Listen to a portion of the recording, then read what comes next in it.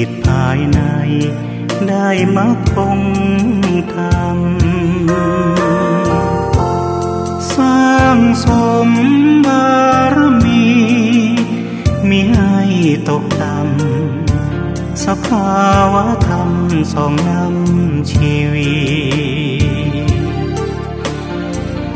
หยุดโลภโกรธหลงปลงอนิจจังหวานล้นด้วยปัญญานะรัตนะขันตะธัมโมทุละธัมมาจะพุทธ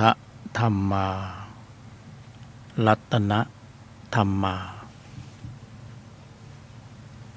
ธัมมะเมตตากรุณาสาธุโธ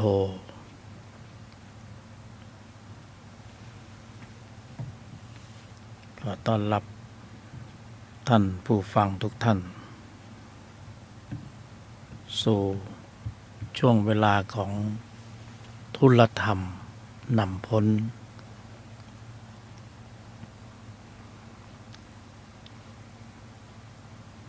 เพื่อความสมบูรณ์ถึงพร้อมของพละเป็นเป้าหมาย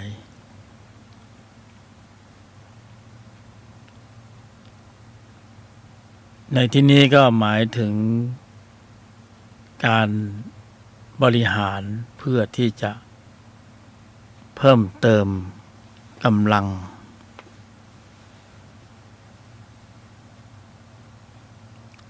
ของพละกำลังจิตที่มีอยู่ในใจของพวกเราทั้งหลายธรรมชาติก็ให้มาแล้ว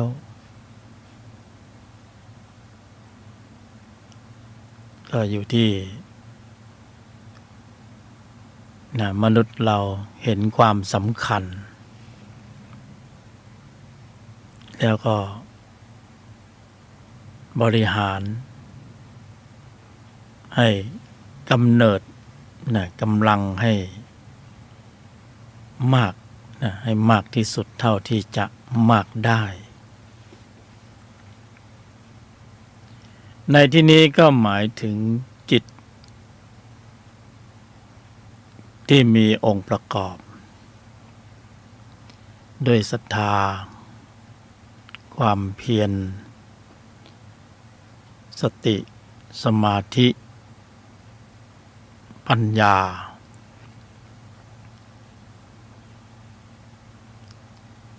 เป็นความ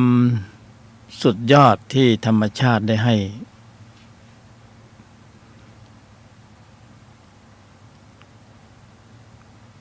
ลงโปรแกรมมาเรียบร้อยโหลดให้เรียบร้อยอยู่ในใจของพวกเราทั้งหลาย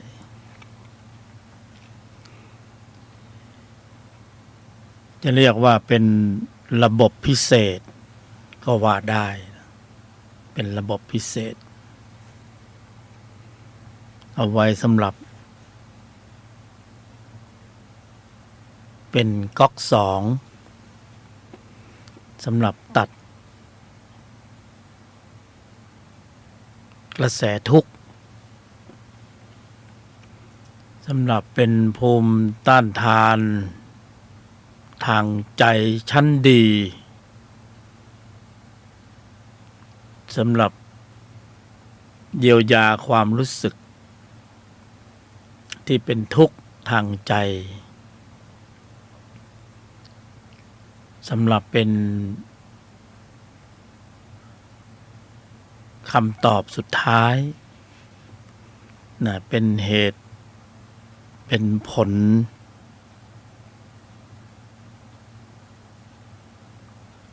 อุปการะมาก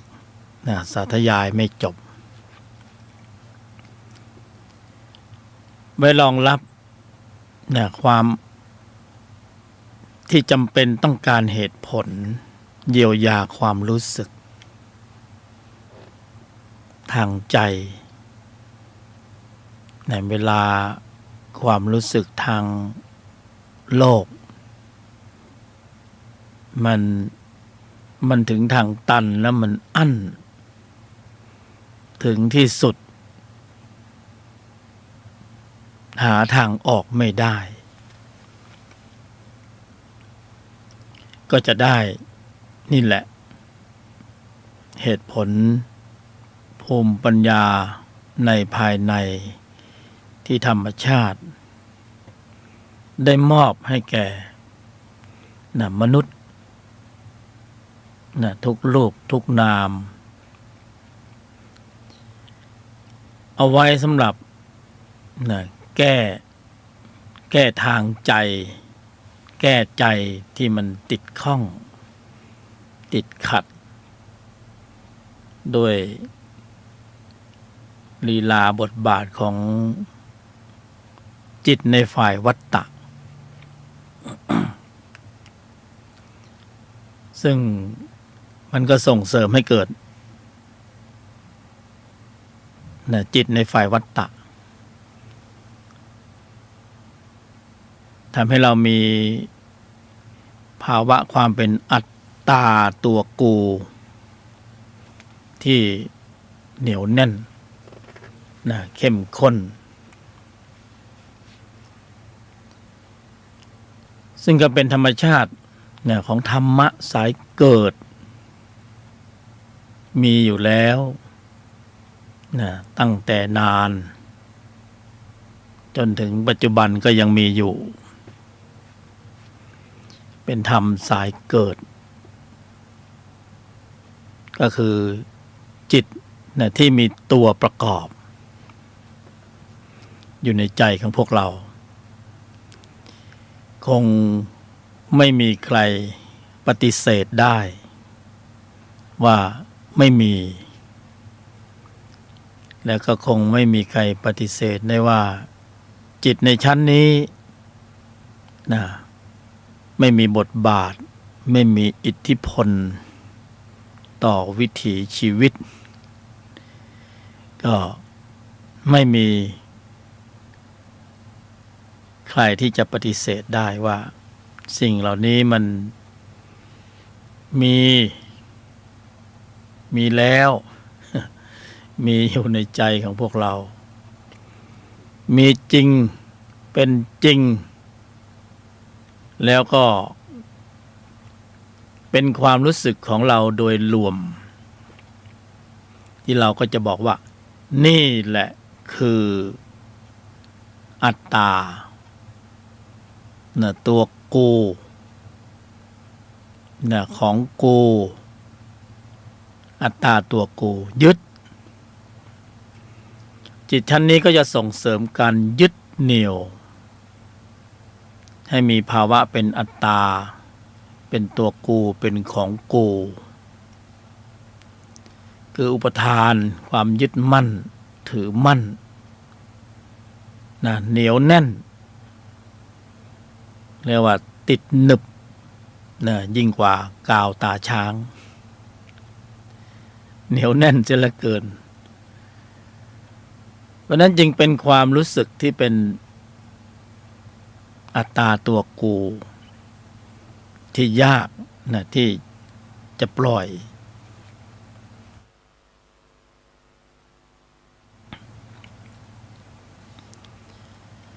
ยากแก่การปล่อยการวางยึดหมด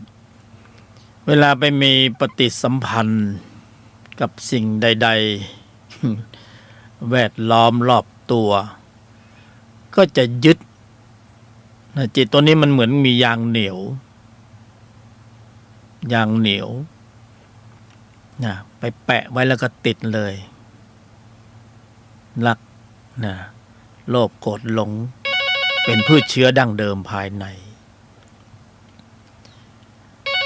เป็นจิตในที่ไม่อาจจะปฏิเสธได้ยังไงก็ไม่มีสิทธิ์ปฏิเสธทุกคนมีสภาวะทุกคนรับรู้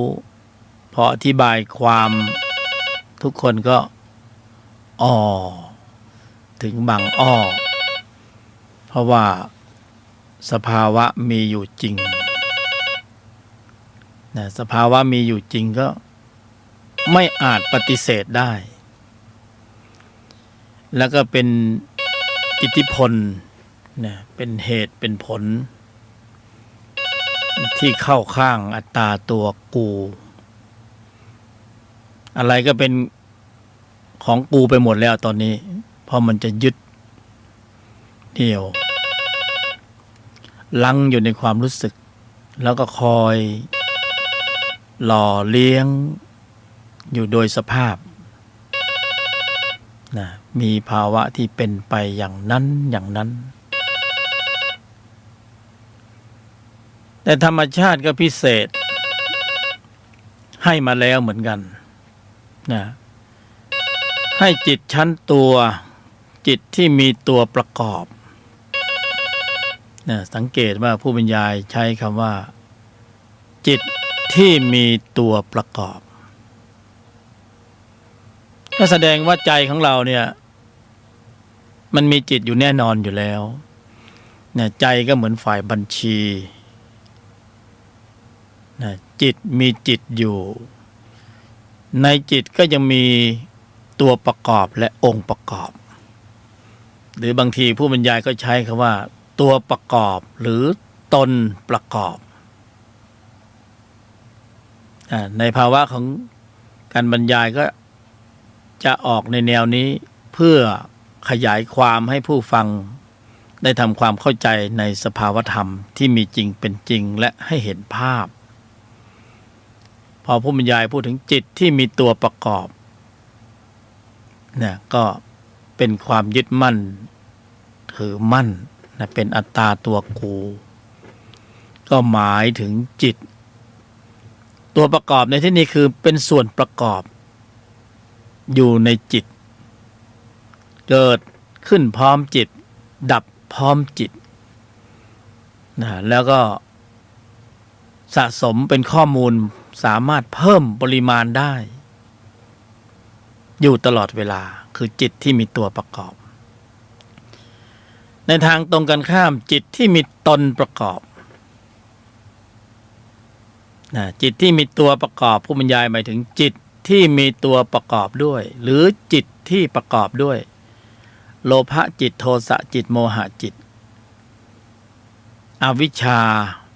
อกุศลทั้งหลายเป็นธรรมะสายเกิดและอีกชั้นหนึ่งก็คือจิตที่มีตนประกอบจิตที่มีตนประกอบในที่นี้หมายถึงจิตที่มีองค์ประกอบด้วยศรัทธาความเพียรสติสมาธิและปัญญาเป็นหลักนะกุศลจิตพละอันนี้เป็นองค์รวม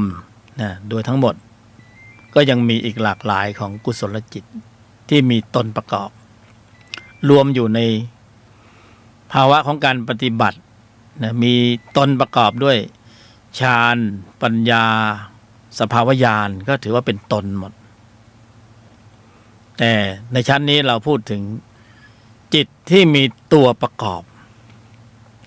คือจิตทั้งตนประกอบและตัวประกอบสองส่วนสามารถที่จะเพิ่มปริมาณนะลดปริมาณก็คือเขาอยู่ในใจเดียวกันถ้าตัวประกอบมีปริมาณความเข้มข้นสูงตนประกอบก็จะมีความเบาบางนะจิตที่มีตัวประกอบก็เหมือนความขุ่นที่อยู่ในน้ำนะความขุ่นของน้ำในแก้วใสคือปกติน้ำเนี่ยอยู่ในแก้วนะเพิ่มเติมจิตที่มีตัวประกอบก็คือความขุ่นเข้าไปจิตที่มีตัวประกอบก็มีลักษณะเป็นอกุศลเพราะนั้นเราก็โดยลักษณะตัวแทนก็ถือว่าเป็นความขุ่นเขาทำให้น้ำขุ่นนะโดยรวมก็คือใจเราขุ่นมัวด้วย ข้อมูลของจิตที่มีตัวประกอบก็เลยทำให้ใจขุ่นใจร้ายใจดำใจสารพัดใจนะทีนี้เราเติมน้ำใสเข้าไปในแก้วขุ่นน้ำที่ใสที่เติมเข้าไปเนี่ยก็คือจิตที่มีตนประกอบตนประกอบเป็นน้ำใสเทเข้าไปในแก้วก็คือใจของเราเวลาน้ำใสมีมากก็คือบุญกุศลมีมากนะใจก็มีหน้าที่เก็บสะสมปริมาณความขุ่นของน้ำขุ่นในแก้วใสที่มีอยู่ก่อนนะด้วยอำนาจของอกุศลทั้งหลายพอเราเพิ่มปริมาณข้อมูลกุศลก็ทำให้ความเข้มข้นของความขุ่นในน้ำนั้นเจือจางลงใจก็เริ่มปรับสภาพเป็นใจดีใจเย็นใจสบายใจเป็นสุขแต่ก็ยังไม่หมดทีเดียวเพราะเดี๋ยวก็ดีเดี๋ยวก็ใจไม่สุขอีกแล้วใจรู้สึกฟุ้งรำคาญหงุดหงิดอึดอัดก็มีขึ้นมาอีกเพราะว่าในใจเรายังมีปริมาณข้อมูลของจิตที่มีตัวประกอบคือความขุ่นมันยังมีอยู่มันยังไม่หมดไปเสียทีเดียวเราก็คุ้นชินกับการปฏิบัติธรรมที่ชื่อว่าสมถกรรมฐานเราก็เอาแก้วไปตั้งไว้เฉยๆก็คือเรานั่งสมาธิกำหนดบริกรรมภาวนาความขุ่นในแก้วใสก็เริ่มตกตะกอนจิตเราก็ขณะที่กำหนดบริกรรมภาวนาก็ลำดับวิตกวิจารวิตกวิจารก็คือนึกคิดพิจารณาบริกรรมภาวนานึกคิดบริกรรมภาวนานึกไปคิดไปบริกรรมภาวนาถึงคำบริกรรมภาวนาก็เป็นวิตกวิจารสักพักหนึ่งจิตเราก็ตกตะกอนน้ำในแก้วขุ่นก็ตกตะกอนก็นอนก้นแก้วน้ำในแก้วก็เริ่มใสบริสุทธิ์ น้ำก็เริ่มใสพอเริ่มใสเราก็เริ่มรู้สึกว่ามันก็โปร่งก็ปีติก็เบาก็สุขวิตกวิจารก็ปีติสุขสักพักหนึ่งมันแก้วมันนิ่งใสมากเลยตะกอนมันตกไม่ฟุ้งขึ้นมาเลยเอกคตาวิตกวิจารปีติสุขเราคุ้นชินมากแล้วทุกครั้งที่เรารู้สึกวุ่นวายฟุ้งซ่านรำคาญเรื่องราวต่างๆเข้ามาในชีวิตเยอะแยะเต็มไปหมดนะรู้สึกรำคาญหงุดหงิดอึดอัดขัดเคืองเรารู้แล้วว่าเราจะต้องไปปฏิบัติธรรมตามความคุ้นชินที่เราชินที่เราคุ้นคือนั่งนิ่งๆบริกรรมภาวนาเป็นสมถกรรมฐานแล้วจิตเราก็สงบบางวันมันก็ไม่สงบบางวันความฟุ้งหรือความขุ่นในแก้วใสกว่ามันจะตกตะกอนมันก็ไม่ตกสักทีบางวันเราก็นั่งได้วันนี้ก็นั่งได้ดีบางวันเราก็อารมณ์มันขุ่นมาทั้งวันแล้วกว่ามันจะตกตะกอนใช่ไหมแล้วก็ภาวนาเข้าไปนะบริกรรมเข้าไปบริกรรมอะไรก็ได้บางทีมันก็ตกตะกอนเร็วเพราะเราจะเริ่มชำนาญแล้วนะบางวันมันก็ไม่ตกตะกอนมันก็ยังฟุ้งอยู่บางทีก็ทำไม่ได้เลยก็มี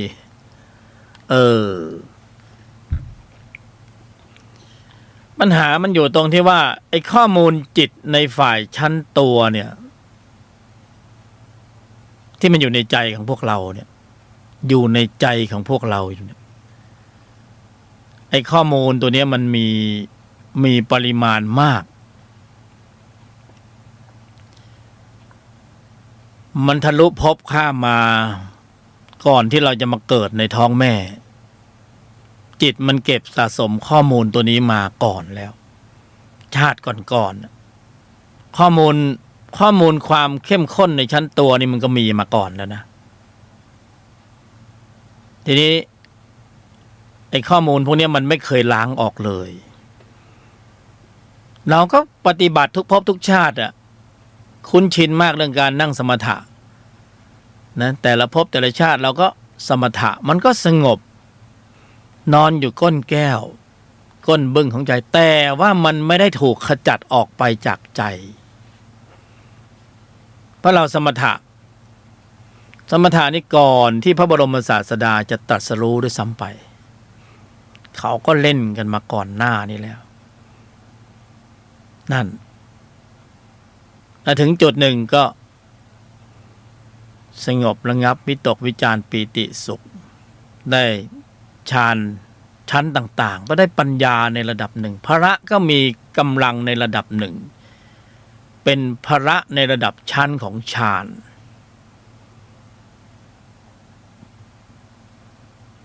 ก็ข้อมูลใจก็ยังมีอยู่เหมือนเดิมมันไม่ได้ถูกขจัดออกไปเสมือนว่ามันถูกกำจัดออกไปเสมือนว่าเราทำได้ในชั้นนั้นๆนะอนุสัยอาสวะก็ยังคงอยู่จนที่สุดท้ายพระบรมศาสดา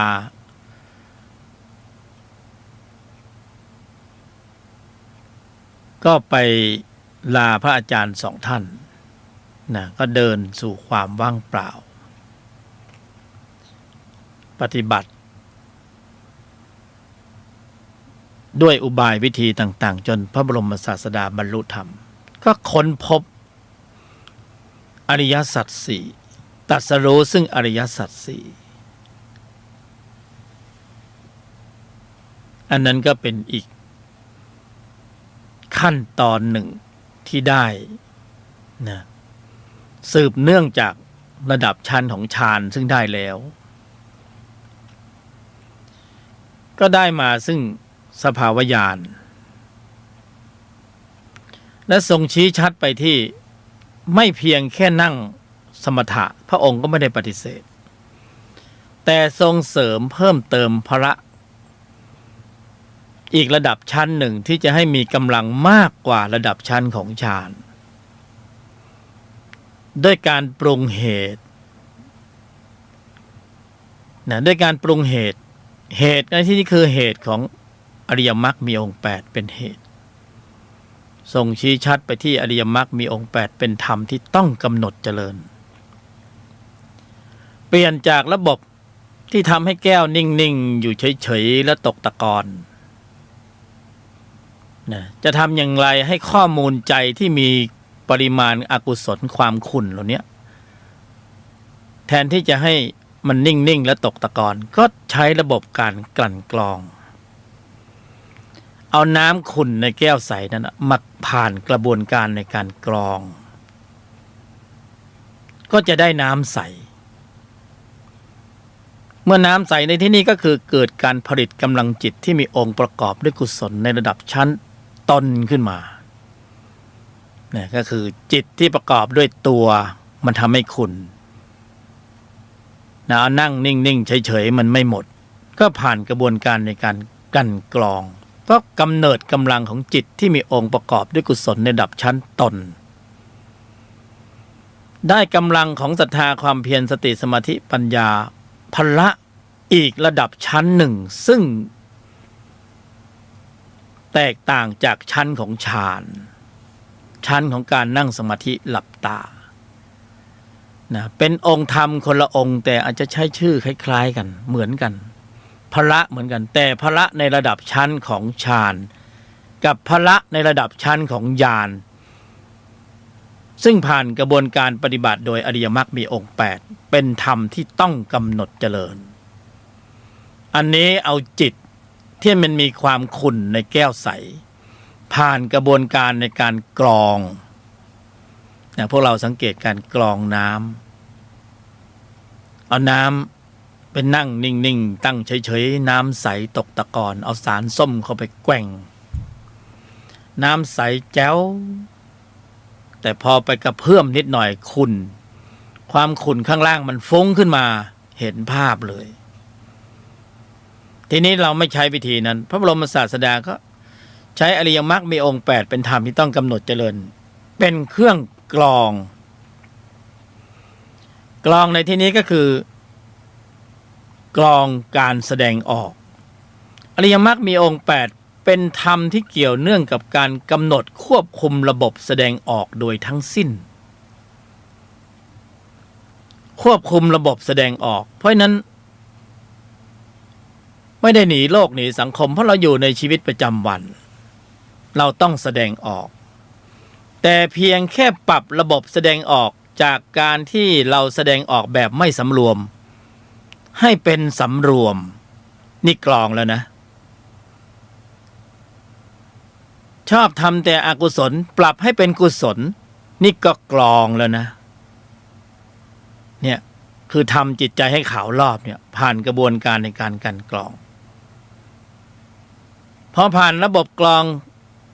ก็ได้พละที่มีความใสสะอาดขึ้นมา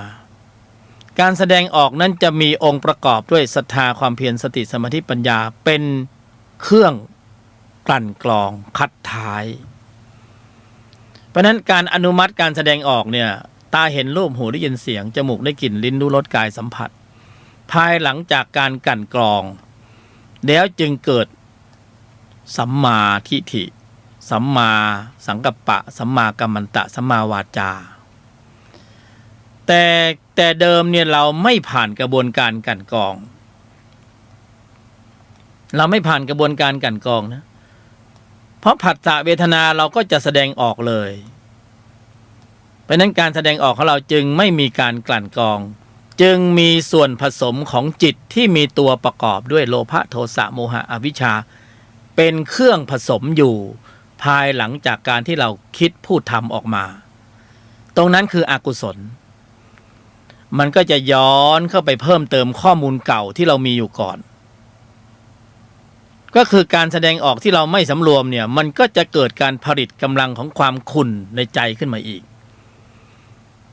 ในที่นี้ก็คือจิตที่มีตัวประกอบด้วยโลภะโทสะโมหะอวิชชาเป็นตัวประกอบเมื่อเราทำกรรมแล้วเกิดตัวประกอบไอ้ตัวประกอบนี้ก็ไปเพิ่มปริมาณข้อมูลความขุ่นมัวในใจของเราซึ่งในชาติก่อนๆมันก็มีความขุ่นมาก่อนหน้านี้แล้วก็มาบวกรวมกับการแสดงออกที่ไม่สำรวมระมัดระวังตั้งมั่นให้ถึงพร้อมในปัจจุบันของเก่าก็มีอยู่แล้วเราก็เพิ่มปริมาณข้อมูลความขุ่นเข้าไปในแก้วใสนั่นอีกทุกครั้งที่เราแสดงออกโดยไม่สำรวมมีอกุศลจิตเกิดก็จะทำให้เราได้เพิ่มปริมาณข้อมูลความขุ่นในใจของเราซึ่งมีอยู่ก่อนให้มีความเข้มข้นมากยิ่งขึ้นความขุ่นมัวที่มันทะลุภพมาจนถึงปัจจุบันเนี่ยก็คือนิสัยมันมากซะจนกลายเป็นบรรทัดฐานของใจของบุคคลคนนี้ว่าคนนี้มีนิสัย นิสัยอะไรนะความเข้มข้นแต่ละคนก็ไม่เหมือนกันคนนี้เป็นคนที่มีนิสัยขี้โกรธขี้โลภขี้หลง มันมีหมดอะรักโลภโกรธหลงมันอยู่ในใจคนทุกคนแต่ว่าใครมีปริมาณความเข้มข้นมากน้อยแตกต่างกันไปเห็นไหมไอ้ของเก่าเนี่ยเราก็มันก็หนักแล้วนะที่มันทะลุภพมาเนี่ยพอมาเกิดมามีมนุษย์เป็นมนุษย์ในชาตินี้เนี่ยไอ้ของเก่ามันมีมาก่อนพี่น้องท้องเดียวกันน่ะนิสัยมันไม่เหมือนกันเพราะแต่ละคนมันสะสมมาไม่เหมือนกันเพียงแต่ว่ามันมีสัญญามีร่องรอยต้องมาเกิดร่วมชาติเดียวกัน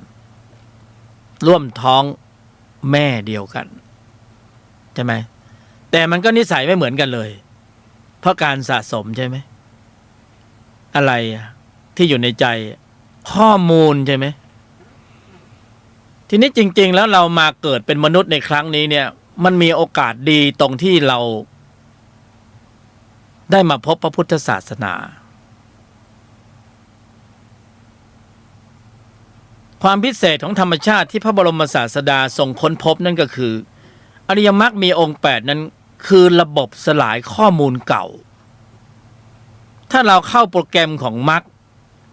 ซึ่งเขาโหลดมาแล้วในใจเราเนี่ยแล้วเราเล่นแอปนี้เนี่ยมรรคขับเคลื่อนกำลังมันจะมีการลดปริมาณข้อมูลของจิตในอดีตได้ในที่นี้ก็คือ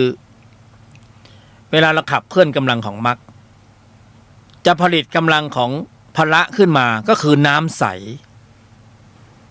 ทุกครั้งที่เรากำหนดควบคุมการแสดงออก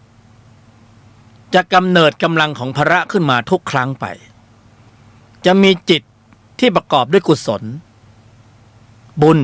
กุศลผลบารมีบุญกุศลผลบารมีทั้งมวลนี่แหละคือน้ำใสจะบวกรวมเข้าไปในใจที่มันขุ่นอยู่ก่อนไปสลายข้อมูลเก่าที่มันขุ่นให้มันเบาบางลงแต่ทั้งนี้ทั้งนั้นเราต้องเข้าโปรแกรมของมรรคให้ได้แล้วขับเคลื่อนกำลังของมรรคทำให้พระนั้นกำเนิดกำลังแล้วเป็นน้ำใสเข้าไปในแก้วขุ่นใจของเรานี่มันเป็นนิสัยขี้โกรธเนี่ยมันก็จะบรรเทาเบาบางลงอันนี้พิสูจน์ได้ท้าให้มาพิสูจน์เลยลดได้จริงๆเด็ดขาดเบ็ดเสร็จเด็ดขาด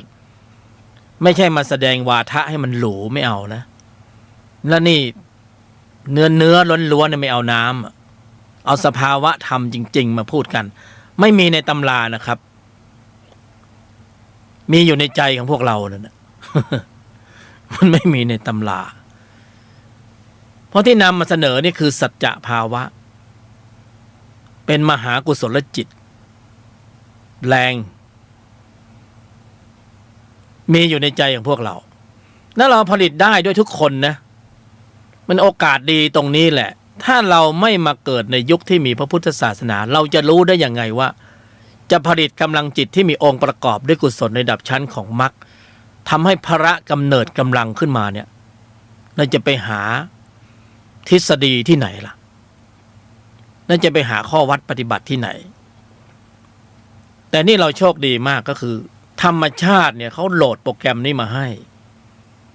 มันมีอยู่แล้วในใจของเราท่านมีอยู่แล้วในใจของเราคือโปรแกรมของมรรคแอปพลิเคชันมรรคมีองค์8โหลดมาเรียบร้อยแล้ววงเล็บเราเล่นไม่เป็นเราเล่นแอปพลิเคชันรักโลภโกรธหลงนะโปรแกรมรักโลภโกรธหลงกินกามเกียรติโกงเล่นเป็นเสียเหลือเกินชำนิชำนาญวสีเชี่ยวชาญแต่นั่นแหละคือการเพิ่มปริมาณข้อมูลความขุ่นเข้าไปในใจของเราก็มันผลิตได้กำลังจิตที่มีตัวประกอบด้วยอกุศลไงเราไม่อาจที่จะปฏิเสธเรื่องราวที่ผู้บรรยายนี้ได้ไม่มีสิทธิ์ปฏิเสธเพราะมันคือสัจจะภาวะเป็นคำจริงเป็นความจริงแล้วคุณจะปฏิเสธได้ยังไงต่อให้เราหลับหูหลับตาเราบอกไม่สนใจหรอกพร่ำไปเถิด ก็หนีไม่ออกอยู่ดีเพราะจิตเขาไม่ใช่เป็นอะไรที่จะไปสั่งงานเขาได้จิตนี่คือกูนะเองอย่าบันทึกข้อมูลเลวของกูได้ไหมไม่ได้จิตนี่คือเรานะตนนะ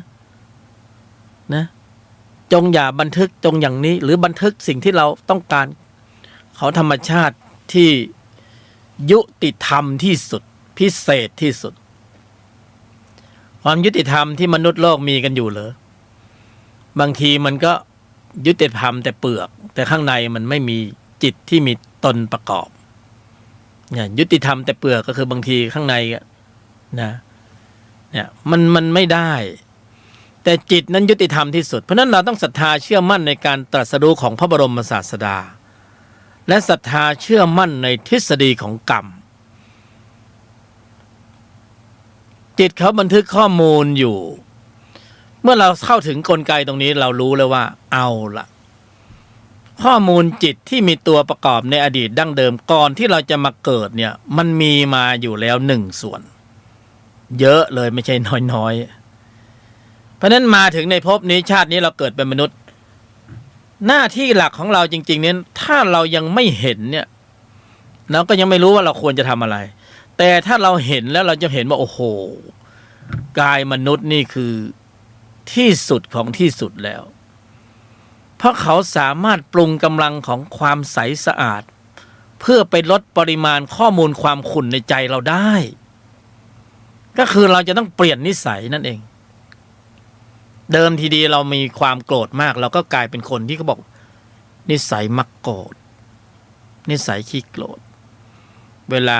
เสียผลประโยชน์โลกกระทบกระทั่งกระทุ้งกระเทือนเฟื่อนต่อความรู้สึกนิดๆหน่อยๆเราก็ขึ้นนะไอ้ที่ขึ้นนี่ไม่ใช่ว่าขึ้นแล้วดีนะบางคนขึ้นแล้วสุดท้ายกลายลงมาเป็นฆาตกรก็มี เพราะนั้นจิตที่มีตัวประกอบด้วยความโกรธเนี่ยคุณจะอนุรักษ์มันไว้ทำไมในเมื่อคุณมีอุปกรณ์ในการผลิตกำลังจิตที่จะไปถ่วงดุลมันเนี่ยทำไมคุณไม่เข้าสู่คันลองของทุลธรรมใช่ไหมเพราะเรายังไม่เห็นโทษของจิตที่มีตัวประกอบด้วยความโกรธเรายังไม่เห็นชัดเห็นแจ้งใช่ไหมกว่าที่เราจะเห็นเราก็กลายเป็นฆาตกรไปเรียบร้อยนะเราก็ไปสู่กรมราชทัณฑ์เป็นที่เรียบร้อยไปแล้วจริงๆมันอยู่ในช่วงสถานการณ์เนี่ยที่มันจะสร้างอริยะเนี่ยเวลามันอั้นเต็มที่เนี่ยถ้าเราสามารถพลิกสถานการณ์จากผู้ร้ายก็กลายเป็นผู้ดีเนี่ยเป็นอริยะเนี่ยสามารถพลิกได้เลยโอ้โหนะแต่บางทีเราไม่พลิกเราพลิกไม่ทันเราก็จากผู้ร้ายกลายเป็นนักโทษชายนักโทษหญิงไปเลยเรื่องเศร้านะโอ้วันนี้ก็สื่อมันเร็วก็เข้ามาในความรับรู้หลายเคสเลยแต่ละเคสที่เป็นเรื่องของเป็นผลงานของจิตที่มีตัวประกอบด้วยความโกรธทั้งนั้นมันช่วยไม่ได้พอเราเกิดในท้องแม่มาปุ๊บออกจากท้องแม่มาปุ๊บไอ้ข้อมูลตัวเนี้ยมันบรรจุมาก่อนที่เราจะมาเกิดมันติดเป็นข้อมูลจิตอยู่ในใจแล้วมาอุบัติบังเกิดนะเราจุติจากตรงไหนมาไม่รู้ล่ะแต่เรามาอุบัติบังเกิดในท้องแม่ปฏิสนธิไอ้ข้อมูลมันก็ยังมีอยู่ติดตัวเรามาติดในข้อมูลใจมานี่เพราะนั้นแต่ละคนก็เลยหลากหลายมีลักษณะของนิสัยอันแตกต่างกันออกไปเราถึงเข้าใจว่าคนนี้ทำไมมีข้อมูลปริมาณข้อมูลจิตแบบนี้มากมายเข้มข้นซะเหลือเกินเราถึงเข้าใจนะว่าเราเริ่มศึกษาแล้วเริ่มเข้าใจว่ามันเป็นอย่างนี้นี่เองหน้าที่หลักของการเกิดเป็นมนุษย์ในครั้งนี้เป็นโอกาสที่งดงามมากที่สุดดีมากที่สุดโชคดีจริงๆนะพวกเรานะเราจะได้มีโอกาสในการเพิ่มข้อมูลเก่าก็คือเราตามน้ำนะตามกระแสสัมผัสเราก็จะได้เพิ่มข้อมูลเก่าจิตที่มีตัวประกอบด้วยโทสะมีปริมาณความเข้มข้นอยู่มากแล้วนะน้ำในแก้วน้ำขุ่นในแก้วใสมันก็ขุ่นอยู่มากแล้ววิธีการเพิ่มเราไม่ต้องสอนกันมากคือสนองอารมณ์ตาเห็นรูปหูได้ยินเสียงเสียหน้าเสียราคาเสียผลประโยชน์เสียความรู้สึกเสียเกียรติเสียฟอร์มเสียเงินเสียทองเสียผัวเสียเมียออกอาการแล้วลุยแหลกแตกหักได้ข้อมูลนั้นนะได้ข้อมูลมันบางทีก็ได้อย่างที่ว่าเนี่ยได้นักโทษชายนักโทษหญิงมาเพิ่มเติมมาอีกพอเราแสดงออกเราไม่สำรวมระมัดระวังตั้งมั่นให้ถึงพร้อมมันอั้นเสียละเกินเสียหน้าเสียราคาเสียฟอร์มเสียละเกินนะแม่ยายห้ามไม่ให้มาคบกับลูกสาวอีกเดือดร้อนเลยทีนี้ถ้าเราพลิกสถานการณ์ตรงนั้นเราจะเป็นอริยะได้ทันทีนะแต่พอเราพลิกใจพลิกจิตไม่ทันนะธุระโลกมันอั้นแล้ว ในใจเราไม่มีองค์ภูมิความรู้ของปัญญาที่จะคอยบอกคอยสอนตนเราเองว่าอะไรควรอะไรไม่ควรนะแทนที่เราจะแปลสภาพเป็นนะโลกสัมผัสวัดกายในใจใครถึงนะอริยะไม่ถามหาแต่ว่านะสิ่งที่เป็นอกุศลมันถามหานั้นสถานการณ์จะสร้างวีรบุรุษโลกสัมผัสสร้างอริยะได้นะตรงนี้จึงเป็นโอกาสที่เราจะต้องเตรียมพร้อมสำหรับการทำความเข้าใจใจของตนเองและสถานการณ์นั้นจะเป็นเครื่องเพาะบ่มเราจะลดปริมาณข้อมูลได้ตอนนี้แหละตอนที่ถึงการแสดงออกที่มันต้องแสดงออกอีกวาระหนึ่งเนี่ยเราจะเพิ่มหรือจะลดถ้าเราเพิ่มเราก็คือไหลไปตามกระแสสัมผัสตามน้ำรักโลภโกรธหลงกินกามเกลียดโกงผัสสะเวทนาตัณหาอัตตาตัวกูขึ้นนะการแสดงออกไม่สำรวมระมัดระวังวาจาล่วงหล่นความคิดล่วงหล่นการกระทำล่วงหล่นครบตัวประชุม ไม่ใช่ครบองค์ประชุมครบตัวประชุมก็คือมันประชุมรวมพร้อมด้วยจิตที่มีตัวประกอบโลภะโทสะโมหะอวิชชาตัณหาอุปทานกิเลสอนุสัยกิเลสอาสวะต่างๆครบตัวประชุมพอมันครบตัวประชุมมันก็ผลักดันให้เกิดการแสดงออกเอาแล้วสิทีนี้ข้อมูลเก่าก็มีอยู่ก่อนมากก็มากแล้วยังไม่ได้ทำให้มันลดปริมาณเบาบางดันไปเพิ่มข้อมูลเก่าข้อมูลใหม่ที่เป็นอกุศลเพิ่มเข้าไปอีก เพิ่มเข้าไปอีกนะถ่วงน้ำหนักเข้าไปแต่ใจนี่มันสุดยอดที่มันเก็บข้อมูลได้มหาศาลจริงๆนะใจเนี่ยเขาเป็นที่สุดของการคือเป็นเจ้าแห่งการสะสมไงเพราะนั้นเขาสะสมข้อมูลได้โอ้โหเยอะแยะปริมาณมากมายเต็มไปหมดถ้าข้อมูลมันมากขึ้นจนอั้นแล้วโอ้โหไอ้นี่ข้อมูลความหยาบมีในใจมีมากเขาสามารถจะแยกร่างได้พิเศษตรงนี้เห็นไหมข้อมูลมันมีความเข้มข้นมากเลยนะเกินกว่าปริมาณก็เอาไปแยกร่างได้แบ่งจิตที่มันโหดร้ายเหี้ยมเกรียมตัวนี้ไปนะปฏิสนธิในท้องของสัตว์เดรัจฉานบ้างเนี่ยไปจากคนมาเลยแบ่งไปนะแยกวิญญาณไปเศษมันก็เอาไปปฏิสนธิเป็นพวกแมลง แมงหวีแมงวันตุ๊กแตน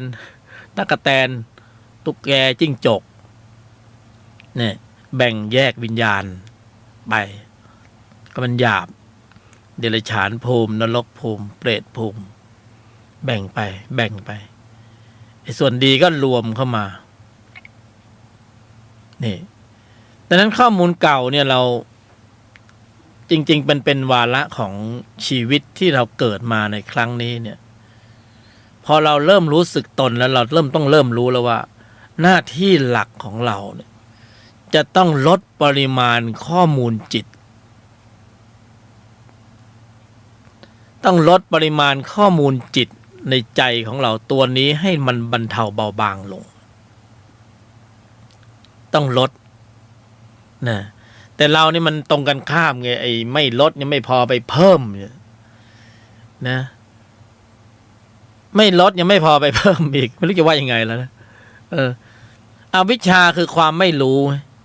เราไม่รู้สภาวธรรมว่าธรรมชาติเขาเป็นอย่างนี้ไงเขาจะเพิ่มตอนไหนเราไม่สำรวมระมัดระวังการแสดงออกใช่ไหมกระทบผัสสะแล้วเขาจะลดตอนไหนล่ะเขาก็ลดตอนที่เราสำรวมใช่ไหมเราไม่สำรวมเนี่ยมันเพิ่มแต่พอสำรวมก็เกิดกำลังของกุศลจิตขึ้นมาก็จะลดปริมาณข้อมูลจิตนะด้วยการสำรวมพ ราะสำรวมก็เกิดการผลิตกำลังเราจะสำรวมได้ก็คือใจเราต้องมีองค์ประกอบของจิตที่มีองค์ประกอบด้วยกุศลก็คือพละห้าเราไม่สำรวมขณะการแสดงออกนั้นภายใต้การผลักดันของจิตที่มีตัวประกอบโลภะโทสะโมหะอวิชชาเป็นตัวผลักดันก็เราไม่สำรวมไงไอ้ตัวนี้ผลักดันผลมันก็คืออกุศลจิตอกุศลวิบากแต่พอเราสำรวมมันก็ย้อนรอยการกระทำเลยใช่ไหมย้อนรอยการกระทำเดิมสำรวมก็เกิดการทำไมจึงสำรวมได้เพราะในใจมีองค์ประกอบของจิตด้วยสติสมาธิปัญญาจึงสำรวมได้สำรวมไม่ได้ก็เพราะมีโลภะโทสะโมหะอวิชชาตัณหาความทะยานอยากก็ไม่สำรวมพอไม่สำรวมก็อย่างว่ามันก็ได้ข้อมูลจิตที่เป็นอกุศลเพิ่มเติมขึ้นจากเดิมที่มีอยู่ก่อนแต่พอเราสำรวมนะแล้วอยู่ๆจะมาสำรวมเลยมันจะได้ไหมเพราะในจิตในฝ่ายเดิมเขาก็โลภะโทสะโมหะเขาก็มีกำลังเขามีกำลังในการเบียดแย่งพื้นที่ในใจไม่ให้จิตในฝ่ายชั้นตนที่สำรวมเนี่ยไม่ให้มีพื้นที่ยืนเลยเพราะฉะนั้นการที่จะมีพื้นที่ของจิตในชั้นตนได้ก็ต้องมีองค์ธรรมที่ชื่อว่าโยนิโสมนสิการกระทำไว้ในใจโดยแยบคายเพื่อที่อะไรเพื่อที่จะเตรียมพื้นที่สำหรับพละห้าให้เคลื่อนกำลังเข้าไปครอบครองพื้นที่ในใจให้ได้แล้วสั่งใจได้แล้วลงผลสู่ระบบแสดงออกเพราะนั้นองค์ธรรมที่มีกุศลและมีอุปการะมากที่สุดบรรยายหลายครั้งแล้วที่พระบรมศาสดาทรงสรรเสริญองค์ธรรมกุศลจิตองค์นี้ในหลายที่หลายแห่งองค์ธรรมองค์นี้คือโยนิโสมนสิการกระทำไว้ในใจโดยแยบคายเพื่อเป็นบทนำล่องเป็นบาดฐานเคลียร์พื้นที่เพื่อที่จะให้พละดำเนินตามมาตามลำดับส่งผลสู่การควบคุมระบบแสดงออกส่งผลสู่การสำรวมระมัดระวังตั้งมั่นให้ถึงพร้อมทำจิตใจให้ขาวรอบไม่ทำบาปทั้งปวงถ้าทำได้อย่างนี้ก็กำเนิดกำลังของพละขึ้นมาสติสมาธิปัญญาก็มีกำลังโตขึ้นกุศลก็เกิดเมื่อกุศลเกิดใจก็สุขใจก็ใสใจก็สบายใช่ไหมเราก็เป็นการเพิ่มน้ำใสลงไปในแก้วขุ่นเมื่อน้ำมันขุ่นแล้วเติมน้ำใสลงไปพวกเราคิดว่าน้ำจะเจือจางลงไหมไอ้ความขุ่นเจือจางนะเมื่อเจือจางลงปริมาณความเข้มข้นของจิตเดิมที่มีอยู่ก่อนมันก็ลดปริมาณลงนิสัยเปลี่ยนไหมเริ่มเปลี่ยนเนี่ยพอเริ่มเปลี่ยนนิสัยเพราะเราเริ่มปฏิบัติได้แล้วเราผลิตกำลังของกุศลได้เรามีโรงงานผลิตเองเราไม่ต้องไปอาศัยโรงงานของคนอื่น โอ้แล้วมันท้าทายแล้วมันสนุกธุรธรรมในแต่ละวันเนี่ยเราต้องหาเหตุในการผลิตข้อมูลจิตที่ประกอบด้วยกุศลเนี่ยมันท้าทายแล้วมันมีความสุขเวลาวิตกวิจารก็มีปีติมีสุขขณะเปิดตาลืมตาเนี่ยนะแล้วจะสงบแล้วจะนิ่งขณะที่เรายืนเดินนั่งนอนนี่นะสงบอยู่ข้างในนะไม่ใช่สงบแล้วนั่งนิ่งตัวแข็งแต่ข้างในสงบหรือเปล่าก็ไม่รู้ นะนั่งนิ่งอยู่เหมือนกันนะผู้บรรยายก็นั่งนิ่งๆแต่ข้างในมันโอ้โหปั่นป่วนเหลือเกินสุดท้ายก็ต้องมาขับเคลื่อนการแสดงออกในระบบของอริยมรรคมีองค์ 8คือกำหนดควบคุมระบบแสดงออกทีนี้การกำหนดควบคุมการแสดงออกส่งผลสู่ภายนอกแหละที่เราจะใช้ชีวิตประจำวันล่ะเมื่อกี้นี่พูดกันถึงเรื่องในภายในล้วนๆนะในภายในนะข้างในนะเอาสภาวะมาถ่ายเทให้กันเลยเห็นภาพก็เห็นภาพก็เห็นเลย เข้าถึงก็อ๋อเลยบรรลุอ๋อไปเลยฟังเข้าใจก็อ๋อมันเป็นอย่างอีโล เข้าใจละเนะ ถ้าเห็นภาพก็อ๋อมันเป็นอย่างนี้นี่เองพูดดีนี่เนี่ยเข้าท่าไม่เคยได้ยินได้ฟังที่ไหนนะก็จะไปได้ยินได้ฟังที่ไหนผู้บรรยายยังต้องสุดท้ายต้องเอาคำที่บรรยายเนี่ยมันนั่งฟังสอนตนเองอยู่ทุกวันเนี่ยแต่ไม่ใช่ว่าไม่ได้ฟังของพระอาจารย์ครูบาอาจารย์องค์อื่นๆนะฟังนะนี่ฟังเนี่ยก่อนเข้ารายการก็ฟังพระอาจารย์หลวงพ่อจรัญวัดหลวงขุนวินนะฟังหลวงตามม้าหลวงปู่ดูฟังนะฟังตลอดฟังเยอะฟังพระอาจารย์ฟังอาจารย์สุจินต์บริหารวรรณเขตฟังหมดฟังพ่อท่านโพธิลักษณ์ฟังเก็บฟังพระอาจารย์ประโมทนะฟังพระนายแพทย์เฉวงฟังพระอาจารย์โสพลคณาพรฟังตั้งแต่สมัยอยู่กทมแล้วนะฟังยานเกาะ792มูลนิธิอภิธรรมมหาธาตุวิทยาลัยแล้วก็ไปเรียนในโชคดีนะเรียนกับอาจารย์วสินทร์อินทศระเรียนกับอาจารย์สุทธิปุญญานุภาพไม่ธรรมดาตอนนั้น PY 103 ม.รามคำแหงหลายปีมาแล้วฟังหมดแหละแล้วก็ปฏิบัติบ้างลองผิดลองถูกบ้างบวชบ้างนะบวชศึกวันนี้มานั่งบรรยายเพราะรู้ว่ามันเป็นโอกาสที่ดีมากที่สุด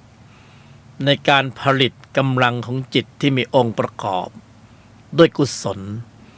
เป็นเครื่องทดสอบทดลองว่าข้างในใจของเราเนี่ย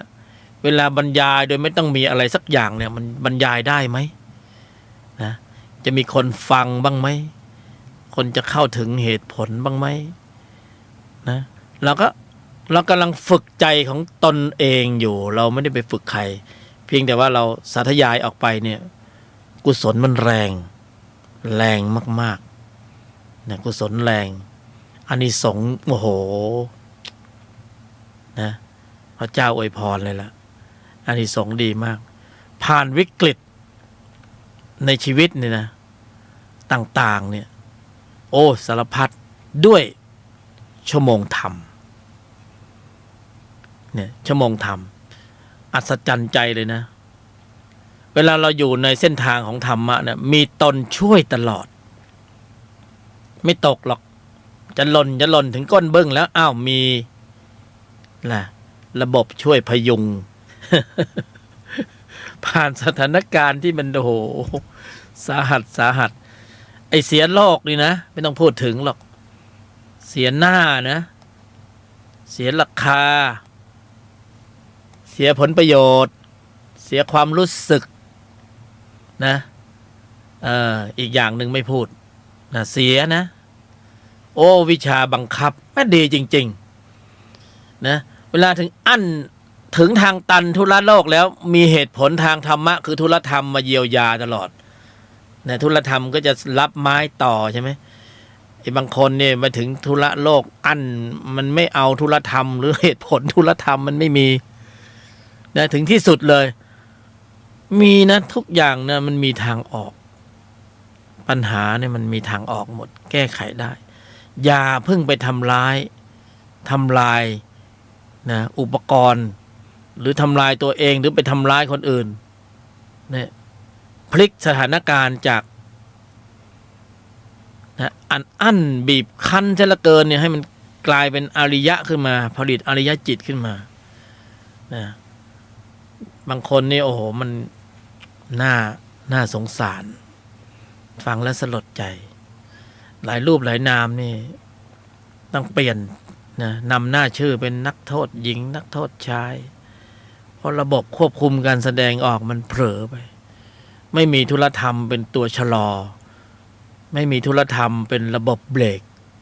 ที่เราฝึกเนี่ยเรากำลังฝึกเบรกนะเพราะเราไม่รู้ว่าพลังภายในที่มันอั้นเนี่ยมันอัดขึ้นมาเนี่ยไอ้จิตที่มีตัวประกอบแล้วมันมีความเป็นอัตตาสูงเนี่ยเป็นอัตตาตัวกูที่ยึดมั่นถือมั่นสูงมากนะมันจะแปลความรู้สึกของจุดกระทบสัมผัสบอกว่าเฮ้ยกูถูกกระทำกูถูกกระทบกูต้องแก้แค้นกูต้องชำระแต่มันหารู้ไหมว่าจริงๆระบบปลดแค้นปลดล็อกมันอยู่ในใจของตัวเองให้ปลดภายในไม่ใช่ไปปลดข้างนอกใช่ไหมมันไม่รู้แล้วมันโอ้โหอัตตาตัวกูมันขึ้นนี่ไม่เห็นหน้าอินหน้าพรหมแล้วนะได้ชื่อใหม่เลยนักโทษชายนักโทษหญิงแล้วเรื่องเศร้ามันตกอยู่ที่ลูกตกอยู่ที่คนข้างหลังพ่อแม่เพราะนั้นฟังธรรมะแล้วต้องเข้าให้ถึงธรรมตรงนี้ว่าโอ้โหเหตุผลภูมิปัญญาธรรมเขาบอกว่าเวลามันอั้นถึงที่สุดแล้วเนี่ยธุระธรรมธุระโลกมันอั้นแล้วต้องส่งไม้ต่อธุระธรรมธุระธรรมจะแก้ให้มีทางออกเสมอทุกอย่างมีจุดคลี่คลายอยู่ในตัวของมันให้เราใจเย็นนิดหนึ่งนะใจเย็นนิดหนึ่งนะไม่ธรรมดาเหมือนกันนะข้างในเนี่ยเขามีระบบปลดล็อกอยู่แล้วเพราะฉะนั้นการปลดล็อกนะมันต้องล็อกมันล็อกข้างในอัตตาตัวกูมันอยู่ข้างในมันต้องปลดด้วยสติสมาธิปัญญาในภายในอันนี้ไม่ใช่มันเที่ยวไปปลดคนอื่นข้างนอกไอ้ภายนอกมันแก้ไม่ได้ไงเพราะปัญหามันอยู่ภายในจิตที่มีตัวประกอบเนี่ยมันข้ามภพมาทะลุมามันหนาแน่นนะอัตตาตัวกูความยึดมั่นถือมั่นเนี่ยเวลามันอัดพลังขึ้นมาก็เห็นใจอยู่นะว่ามันมีกำลังสูงมันไม่สนอะไรสักอย่างแล้วตอนนั้นน่ะวินาทีเสี้ยววินาทีนั้นมันพร้อมแล้วพร้อมจะพีชีพพร้อมจะเป็นนักโทษหญิงนักโทษชายพร้อมที่จะโอ้นะจบไม่สวยจบไม่สวยอันนี้เราผู้บรรยายพูดถึงจิตที่มีตัวประกอบด้วยความโกรธจิตที่มีตัวประกอบด้วยความโกรธไอ้ตัวนี้คือทับหน้าของฝ่ายมารจิตที่มีตัวประกอบด้วยความโกรธถ้าเราตีตัวโกรธได้แสดงว่าภาระเราเริ่มโตแล้วเมื่อภาระเริ่มโตแล้วไอ้ตัวอื่นๆเนี่ยมันก็เริ่มแหยงแล้วอ้าวทับหน้าโดนตีแตกแล้วนะแย่แล้วกูนะแย่แล้วกูทำไงดีนะรีบนะแย่แล้วเพราะฉะนั้นใจของเราเนี่ยมีระบบปลดล็อกอยู่แล้วนะระบบตัดกระแสทุกข์ระบบควบคุมการแสดงออกระบบภูมิคุ้มกันทางจิตระบบภูมิคุ้มกันทางจิตทางใจเนี่ยโดยปกติธรรมชาติเนี่ยเขามีอยู่แล้วนะเวลาเราทุกข์สุดๆเนี่ยเราฟุ้งซ่านรำคาญหงุดหงิดเนี่ยเดี๋ยวสักพักหนึ่งมันก็เบาบางหายไปเราไม่รู้สึกตนเลยก็คือข้างในเขาเยียวยากันอยู่เองโดยปกติธรรมชาติธรรมดาถ้าเราเปรียบเป็นร่างกายมนุษย์นะเวลาเราเจ็บป่วยเนี่ยเชื้อโรคมันเริ่มลุกลามข้างในกายของเราเขาก็มีระบบภูมิคุ้มกันทางกายเขาก็ทำหน้าที่ของเขาอยู่นะที่เราไม่ได้สังเกตอ่ะเราอย่างเช่นว่าเจ็บท้องปวดท้องอาจจะเป็นอาหารเป็นพิษนะกินผิดนะส้มตำต้มแซ่บอีสานบังเอิญมาปูมัน ไม่ค่อยสะอาดเท่าไหร่นะมันก็เล่มท้องมันปั่นป่วนไอ้ร่างกายธรรมชาติเขามีระบบภูมิคุ้มกันทางกายนะเขาก็มีตัวต้านเชื้อโรคเขาก็เริ่มทำงานทำหน้าที่บางทีไม่ได้กินยาหรอกนะหายเองมันหายเองได้ไงมันต้องมีใครทำหน้าที่ไปจัดการกับเชื้อโรคก็มีอยู่ระบบภูมิคุ้มกันทางใจนะมียิ่งกว่ามีหลายครั้งหลายคราเราทำใจเถิด เดี๋ยวสักพักหนึ่งนิ่งได้เวลาอั้นมาเหตุนะเสียหน้าเสียราคาเสียผลประโยชน์โลกทำใจเถิดที่แรกว่าโอ้โหเข้มข้นเหลือเกินมันอึดอัดขัดเคืองมันอยากจะระเบิดอารมณ์ใช่ไหมสักพักหนึ่งลงมาได้ยังไงเฉยๆอยู่เมื่อกี้ยังโกรธอยู่นี่ระบบควบคุมการแสดงออกเขามีธรรมชาติอยู่แล้วในใจของเราแต่ที่เราพูดถึงเนี่ยเราไม่ได้ต้องการระบบพื้นๆอย่างนี้เราไม่ต้องการเราต้องการกำลังขับของอริยมรรคมีองค์8ถึงต้องมาคุยกันเรื่องธรรมะนี่ไง เพราะเรารู้ว่าระบบขับเคลื่อนกำลังของมรรคมีองค์8เนี่ยกำเนิดพละที่มีศักยภาพสูงศักยภาพพื้นๆเนี่ยโอเคมันก็ใจมันก็เยียวยากันอยู่แล้วทุกวันเนี่ยแต่เราต้องการเอาอนุสัยกิเลสกับอาสวะกิเลสไอ้ตัวนั้นน่ะมันต้องเจอแรงขับของพละที่ผ่านกระบวนการของมรรคมีองค์8พอผ่านกระบวนการของสมถะเราเคยแล้วมันสู้ไม่ได้ยังไงก็สู้ไม่ได้เชื่อสิมันต้องขับด้วยกำลังของมรรคและกำลังของมรรคอยู่ๆเขาจะกำเนิดขึ้นมาโดยตรงเองได้ยังไงถ้าไม่มีการบริหารจัดการด้วยอุบายวิธีอันแยบคายมรรคก็ไม่กำเนิดกำลังเพราะอันนี้พิเศษหน่อยใช่ไหมนี่โอ้เขาเป็นระดับนะองค์คณะระดับสูงเขามีองค์ประกอบเขาต้องมีการบริหารจัดการที่เป็นรูปธรรมกำหนดควบคุมระบบแสดงออกเห็นไหมเพราะไม่เหมือนกับจิตโดยพื้นฐานของใจเราไอ้กระเลียวกระลาดแบบรักโลภโกรธหลงกินกามเกลียดโกงไอ้พวกนี้ไม่ต้องมีกำหนดหรอกมันเป็นงานกันหมดแล้ว ไม่ต้องมากำหนดอะไรแหม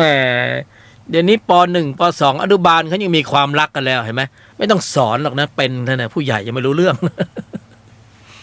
มันมาเองโดยธรรมชาติแต่ระบบขับเคลื่อนกำลังของมรรคนี่ถึงขั้นปิดเกมของการเกิดแก่เจ็บตายนะออกจากวัฏฏะสงสารนะเพราะนั้นมันไม่ใช่ว่าจะมันไม่ใช่ว่าโอ้โหถ้าเคลื่อนกำลังแล้วไม่ใช่ว่าของเล่นนะแล้วเวลาเราทำเนี่ยเราปรุงเนี่ยปรุงได้แล้วได้เลยนะจิตจะเรคคอร์ดข้อมูลตัวนี้ไว้เก็บสะสมเลยนี่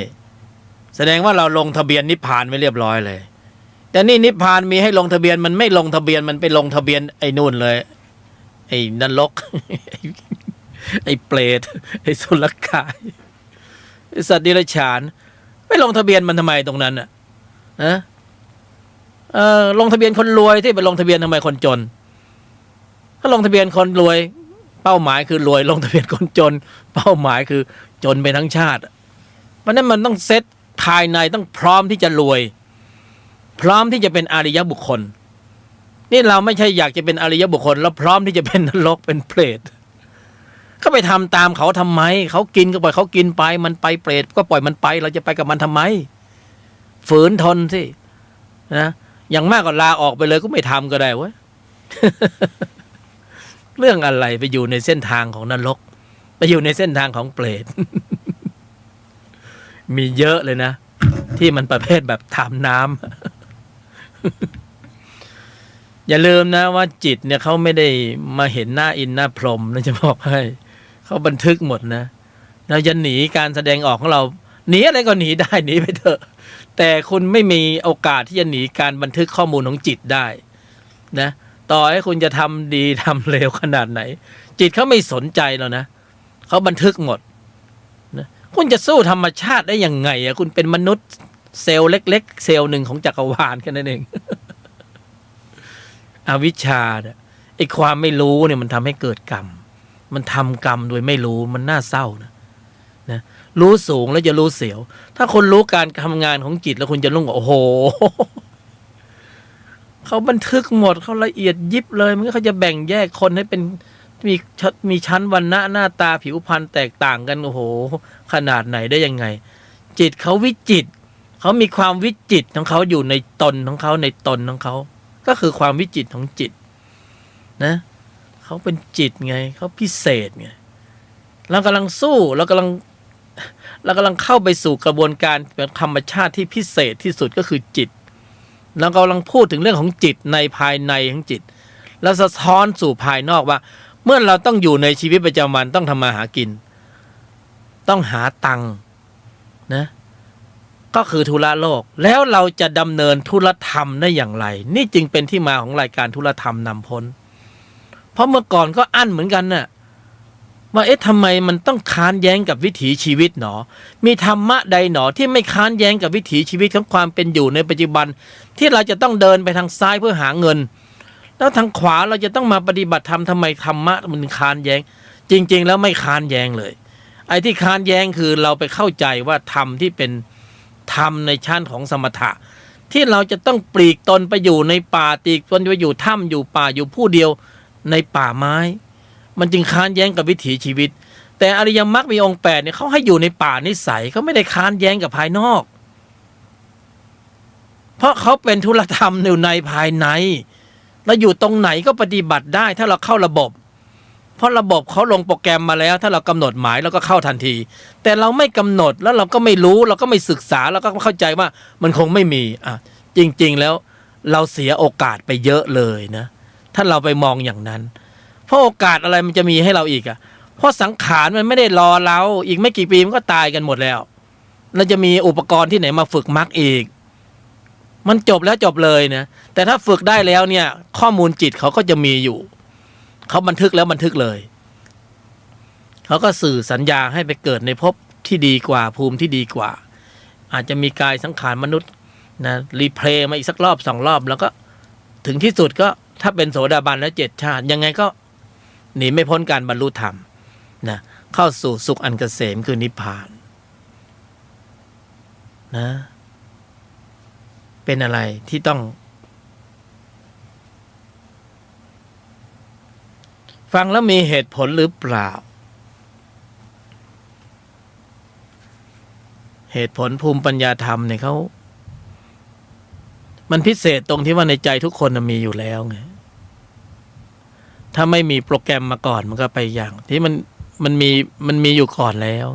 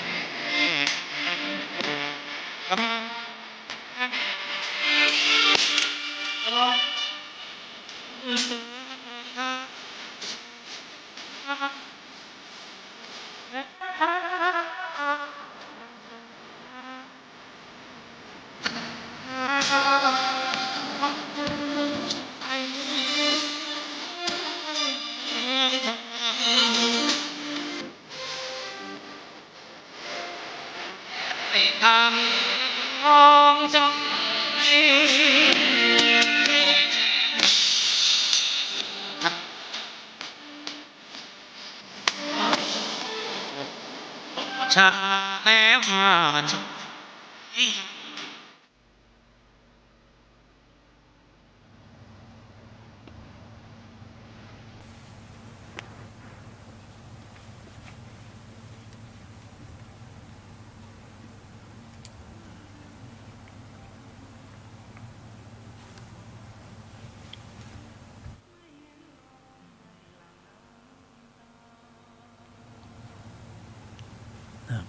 พักยกไปช่วงสั้นๆ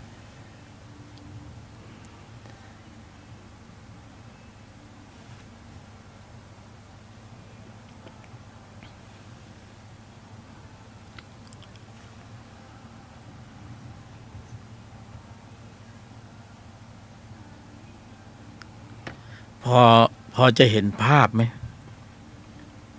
นะกัลยาณมิตร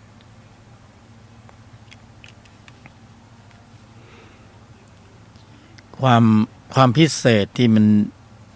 ธรรมชาติให้มาแล้วเนี่ยเราจะเพิกเฉยก็ได้นะถ้าเราเห็นว่ายังไม่พร้อมยังไม่ตอบโจทย์นะเราก็ดำเนินอยู่ใน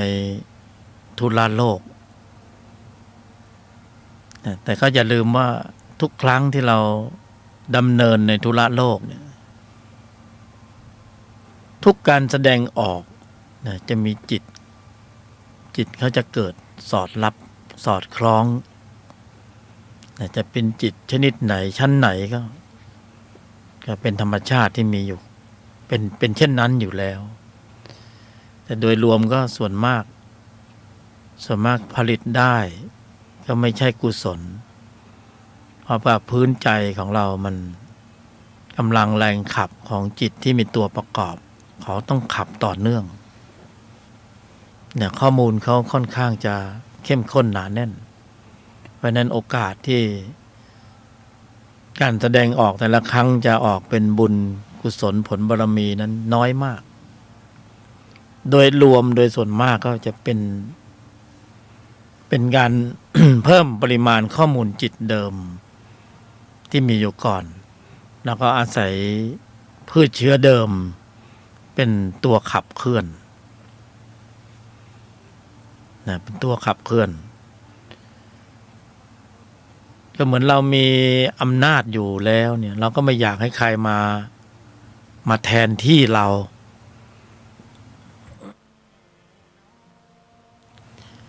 ก็อยากจะอยู่นานๆเพราะคุ้นชินกับการใช้อำนาจจิตในใจก็เช่นเดียวกันโลภะโทสะโมหะอวิชชาเป็นธรรมะสายเกิดเป็นธรรมชาติที่สามารถในการชี้นำการแสดงออกได้โดยสะดวกดั้งเดิมเขาก็จะหักล้างเขาต้องดูว่ามีอำนาจการของจิตชนิดใดที่มีอำนาจการมากกว่า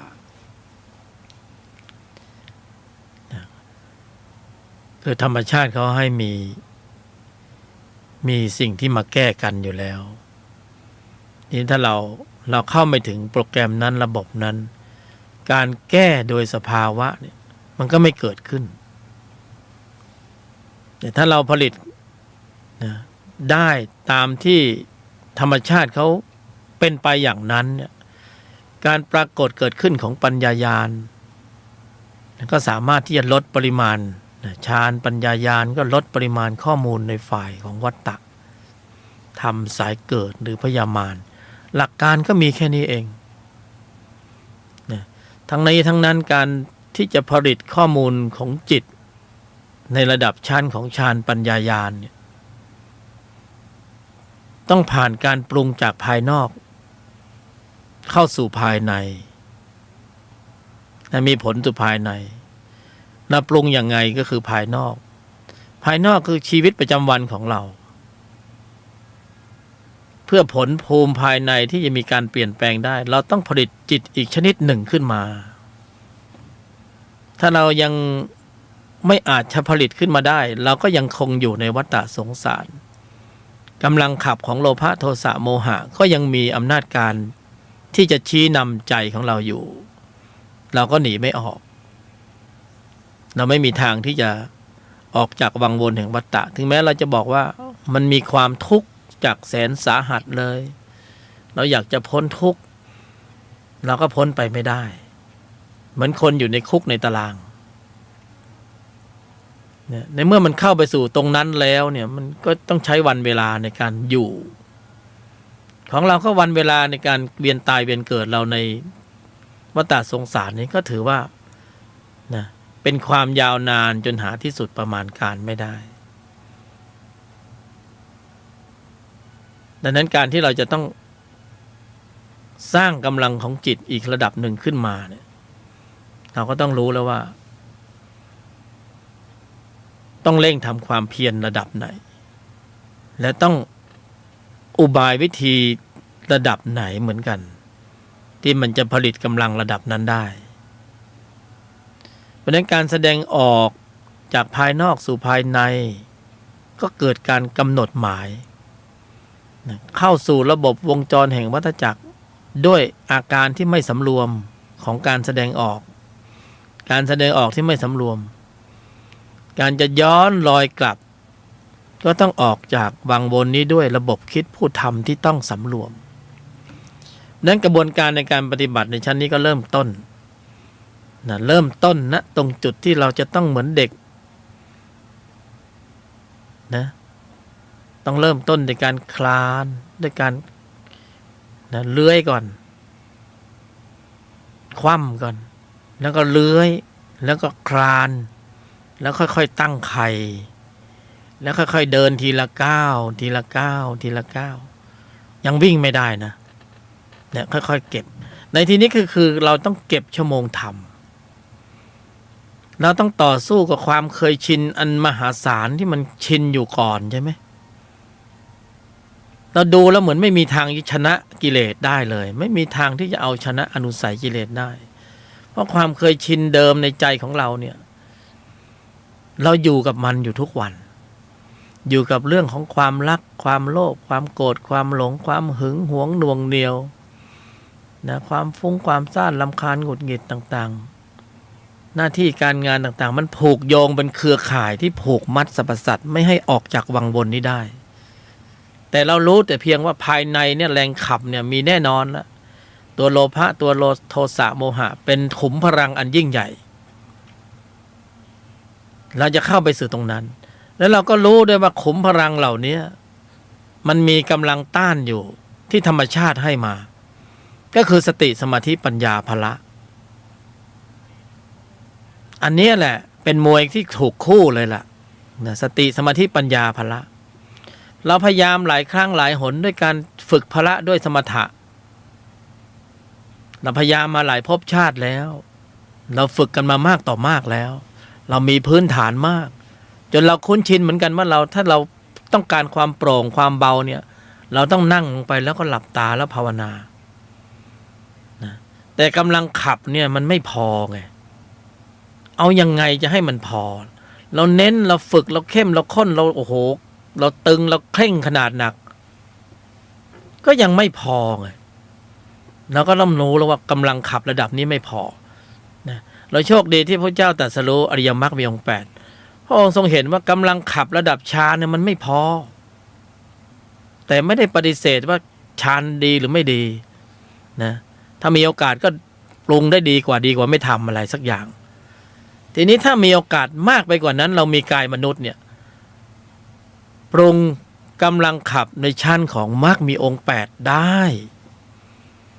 ทีนี้ละชั้นอื่นเนี่ยมันถ้าไม่มีกายมนุษย์มันปรุงไม่ได้ไงมรรคมีองค์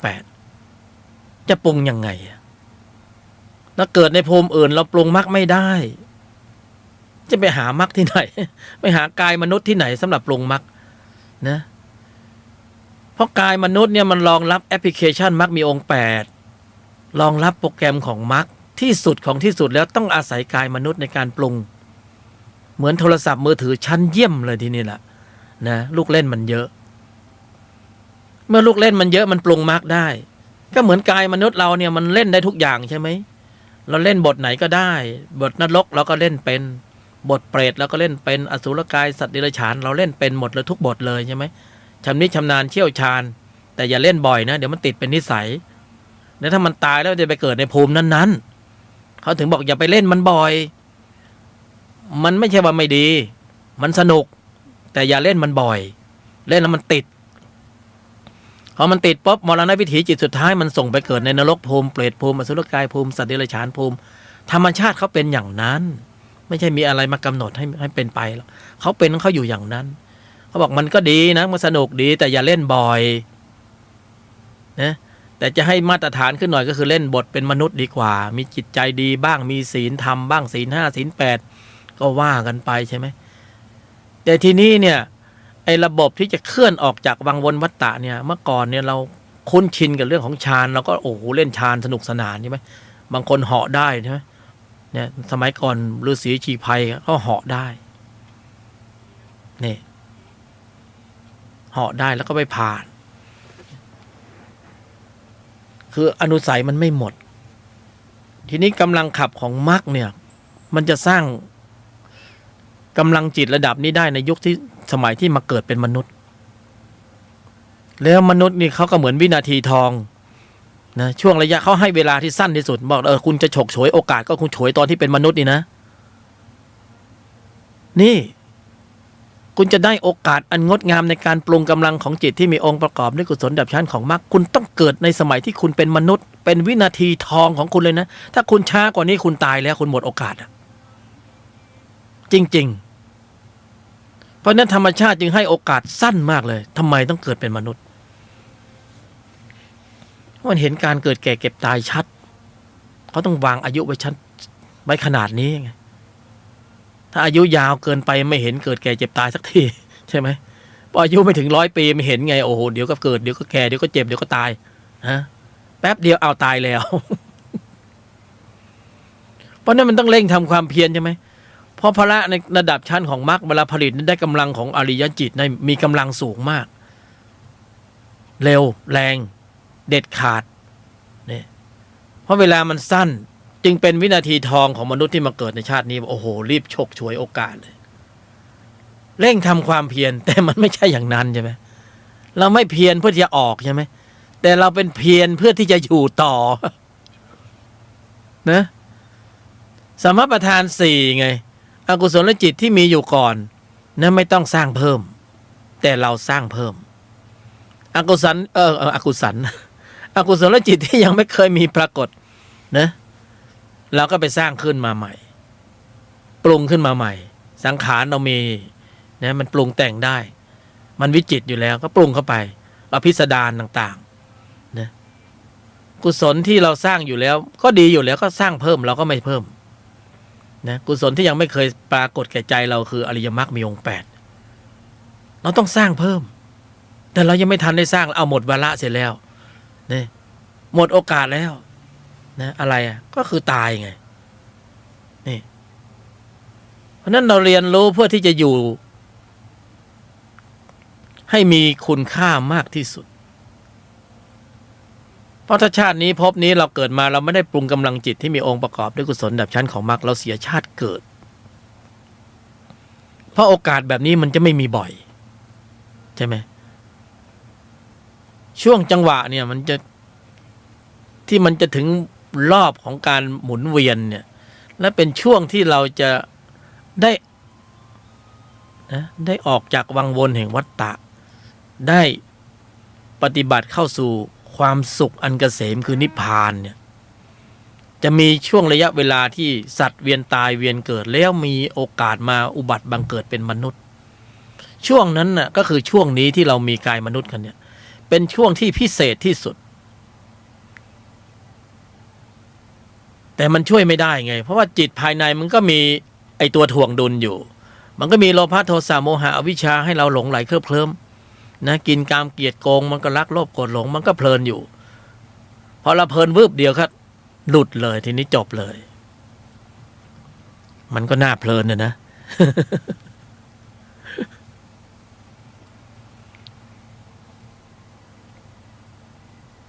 คนมีสัมมาทิฏฐิมองเห็นมันก็เพลินอยู่ต่อจักไม่ไหวเหมือนกันนะที่สุดท้ายเราก็ต้องถ้ามันไม่อยู่ในแนวทางของอริยมรรคมีองค์8เนี่ยควบคุมการแสดงออกผลิตกำลังของอริยจิตไม่ได้เนี่ยเสียโอกาสเพราะนั้นในแต่ละวันเนี่ยนะเราจะต้องกำหนดหมายละว่าเราจะต้องผลิตกำลังจิตที่มีองค์ประกอบด้วยกุศลในระดับชั้นของมรรคด้วยการกำหนดหมายสัจจะเพื่อควบคุมระบบแสดงออกให้ได้ก่อนที่จะมีการกระทบสัมผัสทางทวารต่างๆขณะสัมผัสภายหลังจากสัมผัสตรงนี้จะกำเนิดกำลังของอริยจิตขึ้นมามากน้อยดีกว่าเราไม่ทำถ้าเราไม่มีเลยยิ่งไม่มีสัญญาเชื่อมโยงกับนิพพานเลยแต่เราพอผลิตกำลังของการควบคุมระบบแสดงออกได้เรามีอริยจิตเกิดขึ้นในใจของเรา จากการควบคุมระบบแสดงออกที่เราไม่ไหลเคลิบเคลิ้มไปตามที่เราไม่มีเหตุให้พูดเราก็นิ่งเสียนะมีเหตุให้ทำอกุศลเราก็วางเสียเว้นเสียชะลอตัวนะด้วยการใช้ตนกำเนิดกำลังของสติสมาธิปัญญาขึ้นมาทุกครั้งของการที่เราควบคุมระบบแสดงออกได้กระทบผัสสะเราไม่หลุดไปตามกระแสสัมผัสวาจาไม่ล่วงหล่นความคิดไม่ปรุงแต่งไปการกระทำไม่ล่วงหล่นนะมีระบบควบคุมการแสดงออกอริยจิตเกิดขณะนั้นน่ะเราได้แหละตาเห็นรูปหูได้ยินเสียงคนอื่นเขาวิพากษ์วิจารณ์เห็นผิดเพ่งโทษเราเฉยอยู่นิ่งอยู่ทำไมเราเฉยได้นิ่งได้ในใจเราต้องมีสติสมาธิปัญญาเราจึงมีความตื่นรู้เท่าทันต่อจุดกระทบสัมผัสใช่ไหมเราตื่นได้นิ่งได้เนี่ยรู้ได้เนี่ยอะไรเกิดสติสมาธิปัญญาเกิดอะไรเกิดพละเกิดพละเกิดอะไรคือพละอริยจิตใช่ไหมอริยจิตเกิดเรากำไรแล้วนี่มาเราเห็นตาเห็นรูปหูได้ยินเสียงภายนอกใช่ไหมกระทบสัมผัสภายในเราไหลไปตามกระแสสัมผัสเราขาดทุนอีกแล้วทำไมต้องสำรวมระมัดระวังตั้งมั่นให้ถึงพร้อมอย่างนี้คือพร้อมสำหรับการรับกระทบทางทวารสัมผัสใช่ไหมเหมือนทหารออกรบใช่ไหมเดินถือปืนสะพายบ่าแล้วก็ ผิวปากไปเรื่อยๆ นึกภาพใช่ไหมแต่มันต้อง9-1ระมัดระวัง9-2แล้วมันระวังเผื่อจะมีกับระเบิดใช่ไหมไอ้นี่เดินผิวปากปืนก็สะพาย เดินเป็นไงโดนข้าศึกยิงทำไมต้องสำรวมระมัดระวังเราต้องทำตนเหมือนนักกีฬาที่ลงสนามจริงๆเราต้องพร้อมเหมือนทหารที่ออกสนามรบต้องพร้อมทุกย่างก้าวนี่จุดกระทบมาทางทวารต่างๆเราต้องพร้อมสำหรับที่จะรอรับการกระทบสัมผัสพร้อมสำหรับการที่จะควบคุมระบบแสดงออกพร้อมที่จะอนุมัติคำพูดไม่ใช่ตาเห็นรูปหลุดแล้วโอ้โห ไปแล้วนะมันต้องมีเบรกข้างในใช่ไหมแต่อาการเบรกนั่นคือสติสมาธิปัญญาแต่ถ้าเราไม่เบรกเอาละไปเลยนะโลภะโทสะโมหะอวิชชามันปรุงขึ้นมาอีกแล้วนะเพราะเราต้องอยู่ในอมัยของเรื่องรักโลภโกรธหลงกินกรรมเกลียดโกงโลกธรรม8เผลอไม่ได้เลยถ้าเผลอปั๊บหลุดไม่เผลอก็ได้ใช่ไหมนี่เขาจุดเปลี่ยนมันอยู่ตรงการแสดงออกจุดเปลี่ยนอยู่ตรงการแสดงออกภายนอกแต่ภายในนี่ต้องรู้อยู่แล้วอะเราบางทีเราก็บังคับอะไรไม่ได้หรอกเราก็ต้องบังคับจุดเปลี่ยนภายนอกเพื่อส่งผลสู่ภายในให้ลำดับกำลังจิตที่มีองค์ประกอบขึ้นมาจุดเปลี่ยนมันอยู่ตรงที่ภายนอกตรงการควบคุมการแสดงออกถ้าเราควบคุมการแสดงออกไม่ได้เราก็ได้ฐานะเดิมๆใช่ไหมจิตเก่านิสัยเก่าภพภูมิเก่าจิตเก่านิสัยเก่าภพภูมิเก่าที่เคยชินเคยใช้พระพุทธเจ้าตรัสไว้ชัดเจนอยู่แล้วว่าสัตว์โลกตายไปปุ๊บมันส่วนมากไปไหนอบายภูมิจิตเก่านิสัยเก่าข้อมูลเก่านะภพภูมิเก่าดั้งเดิมใช่ไหมแต่ถ้าเราควบคุมการแสดงออกได้ล่ะจิตใหม่นิสัยใหม่อริยจิตภพภูมิใหม่ใช่ไหมอริยะใช่ไหมมันแตกต่างกันตรงการแสดงออกแค่นี้เองจุดเปลี่ยนมันอยู่ตรงนี้เปลี่ยนตรงนี้เพราะนั้นมรรคมีองค์8จึงเน้นไปที่การควบคุมการแสดงออกอยู่ในนั้นหมดครบองค์ประชุมหมดจิตที่มีบทบาทสำคัญในการปรุงกำลังของมรรคเนี่ยสุดท้ายสรุปลงที่พละ5ศรัทธาความเพียรสติสมาธิปัญญาครบองค์ประชุมเป็นองค์คณะใหญ่เสด็จดำเนินไปพร้อมๆกันไม่มีองค์ใดองค์หนึ่งหลุดออกไปเลยแยกหมวดธรรมสำคัญแล้วคือโพธิปัจจยธรรม37ประการย่อให้สั้นลงโดยใช้สูตรเป็นบทปฏิบัติการเป็นธรรมะปฏิบัติการเชิงลุกเป็นบทปฏิบัติการในชีวิตประจำวัน เป็นคำสั้นๆกำหนดควบคุมระบบแสดงออกกำหนดเจริญอริยมรรคมีองค์8คือนิ่งในไม่โต้ตอบเป็นถ้อยคำที่สั้นกระชับแล้วเอาไว้หล่อเลี้ยงใจของตนเองด้วยตนเองนิ่งในไม่โต้ตอบสถานการณ์จะเลวร้ายดีไม่ดีขนาดไหนก็ตามขอให้เราเตือนตนเองไว้ในใจโดยแยบคายซะก่อนว่าอะไรที่มันมาแรงๆหนักๆเราขอนิ่งในไม่โต้ตอบไว้ก่อนดูสถานการณ์ก่อนจดจ่อจดจ้องนะดูสถานการณ์อย่าเพิ่งอนุมัติการแสดงออกแต่เดิมเราไม่อนุมัติการแสดงออกเพราะการแสดงออกเราจะหลุดใช่ไหมเสียงเพลงขึ้นมาเราก็ไปแล้วนะเห็นเขาประท้วงเราก็วิพากษ์วิจารณ์ไปแล้วนะเห็นเขาไล่ลุงตู่แล้วก็วิพากษ์วิจารณ์ไปแล้วเนี่ยเรานิ่งก่อนเพราะสถานการณ์มันจะสร้างวีรบุรุษทุกอย่างเป็นข้อสอบรอบตัวเป็นข้อสอบสมมุติก็คือสมมุติสมมุติบัญญัติก็คือสมมุติโลกสมมุติก็คือโลกสมมุติมันเป็นสมมุติมันไม่ใช่ของจริงของจริงมันอยู่ข้างในนี้ที่เราทำได้นี่คือของจริงของจริงมันอยู่ที่อริยจิตในภายในนี่คือมีจริงเป็นจริงพ้นทุกข์ได้จริงๆสมมุติก็คือสมมุติมันไปตามบทบาทลีลาใช่ไหมตาเห็นรูปหูได้ยินเสียงมันเป็นอุปกรณ์มันเป็นเครื่องฝึกนะมันเป็นอุปกรณ์เป็นเครื่องฝึกเหมือนกันนะผู้บรรยายก็ฝึกทุกวันนี้ก็นิ่งในไม่โต้ตอบเตือนตนเองอยู่ตลอดเวลานะถ้ากำหนดหมายอริยสัจก็ยอมหยุดเย็นดีเทลก็นิ่งในไม่โต้ตอบถ้ากำหนดให้เข้มข้นไปนั้นก็กำหนดโพธิปัจจยธรรม37กำหนดหมายสัจจะระบบควบคุมการแสดงออกทำงานสมัยกำหนดหมายสัจจะวางชั่วโมงทำตามสัจจะโยนิโสมนสิการขึ้นควบคุมระบบแสดงออกยอมหยุดเย็นนิ่งในไม่โต้ตอบโยนิโสมนสิการยอมหยุดเย็นนิ่งในไม่โต้ตอบปรุงอยู่แค่นี้ทุกวันไม่มีอะไรเลยขับรถเป็นบนท้องถนนก็นิ่งในไม่โต้ตอบนะสถานการณ์สร้างวีรบุรุษมาตลอดเลยทำให้เราเมื่อก่อนนี่เราหลุดเลยนะไออีมึงกูเดี๋ยวนี้ขอบใจนะทำให้เราได้ฝึกทำให้เราได้ฝึกเห็นไหมสถานการณ์สร้างวีรบุรุษโลกสัมผัสสร้างอริยะได้นะขณะที่โลกสัมผัสที่เราสำรวมได้ก็สร้างอริยะได้พอเราสำรวมไม่ได้มันก็สร้างนักโทษชายนักโทษหญิงได้นี่แล้วใครได้ใครเสียใครเดือดร้อนทุกวันเนี่ยใจเราใช่ไหมเราฝึกเนี่ย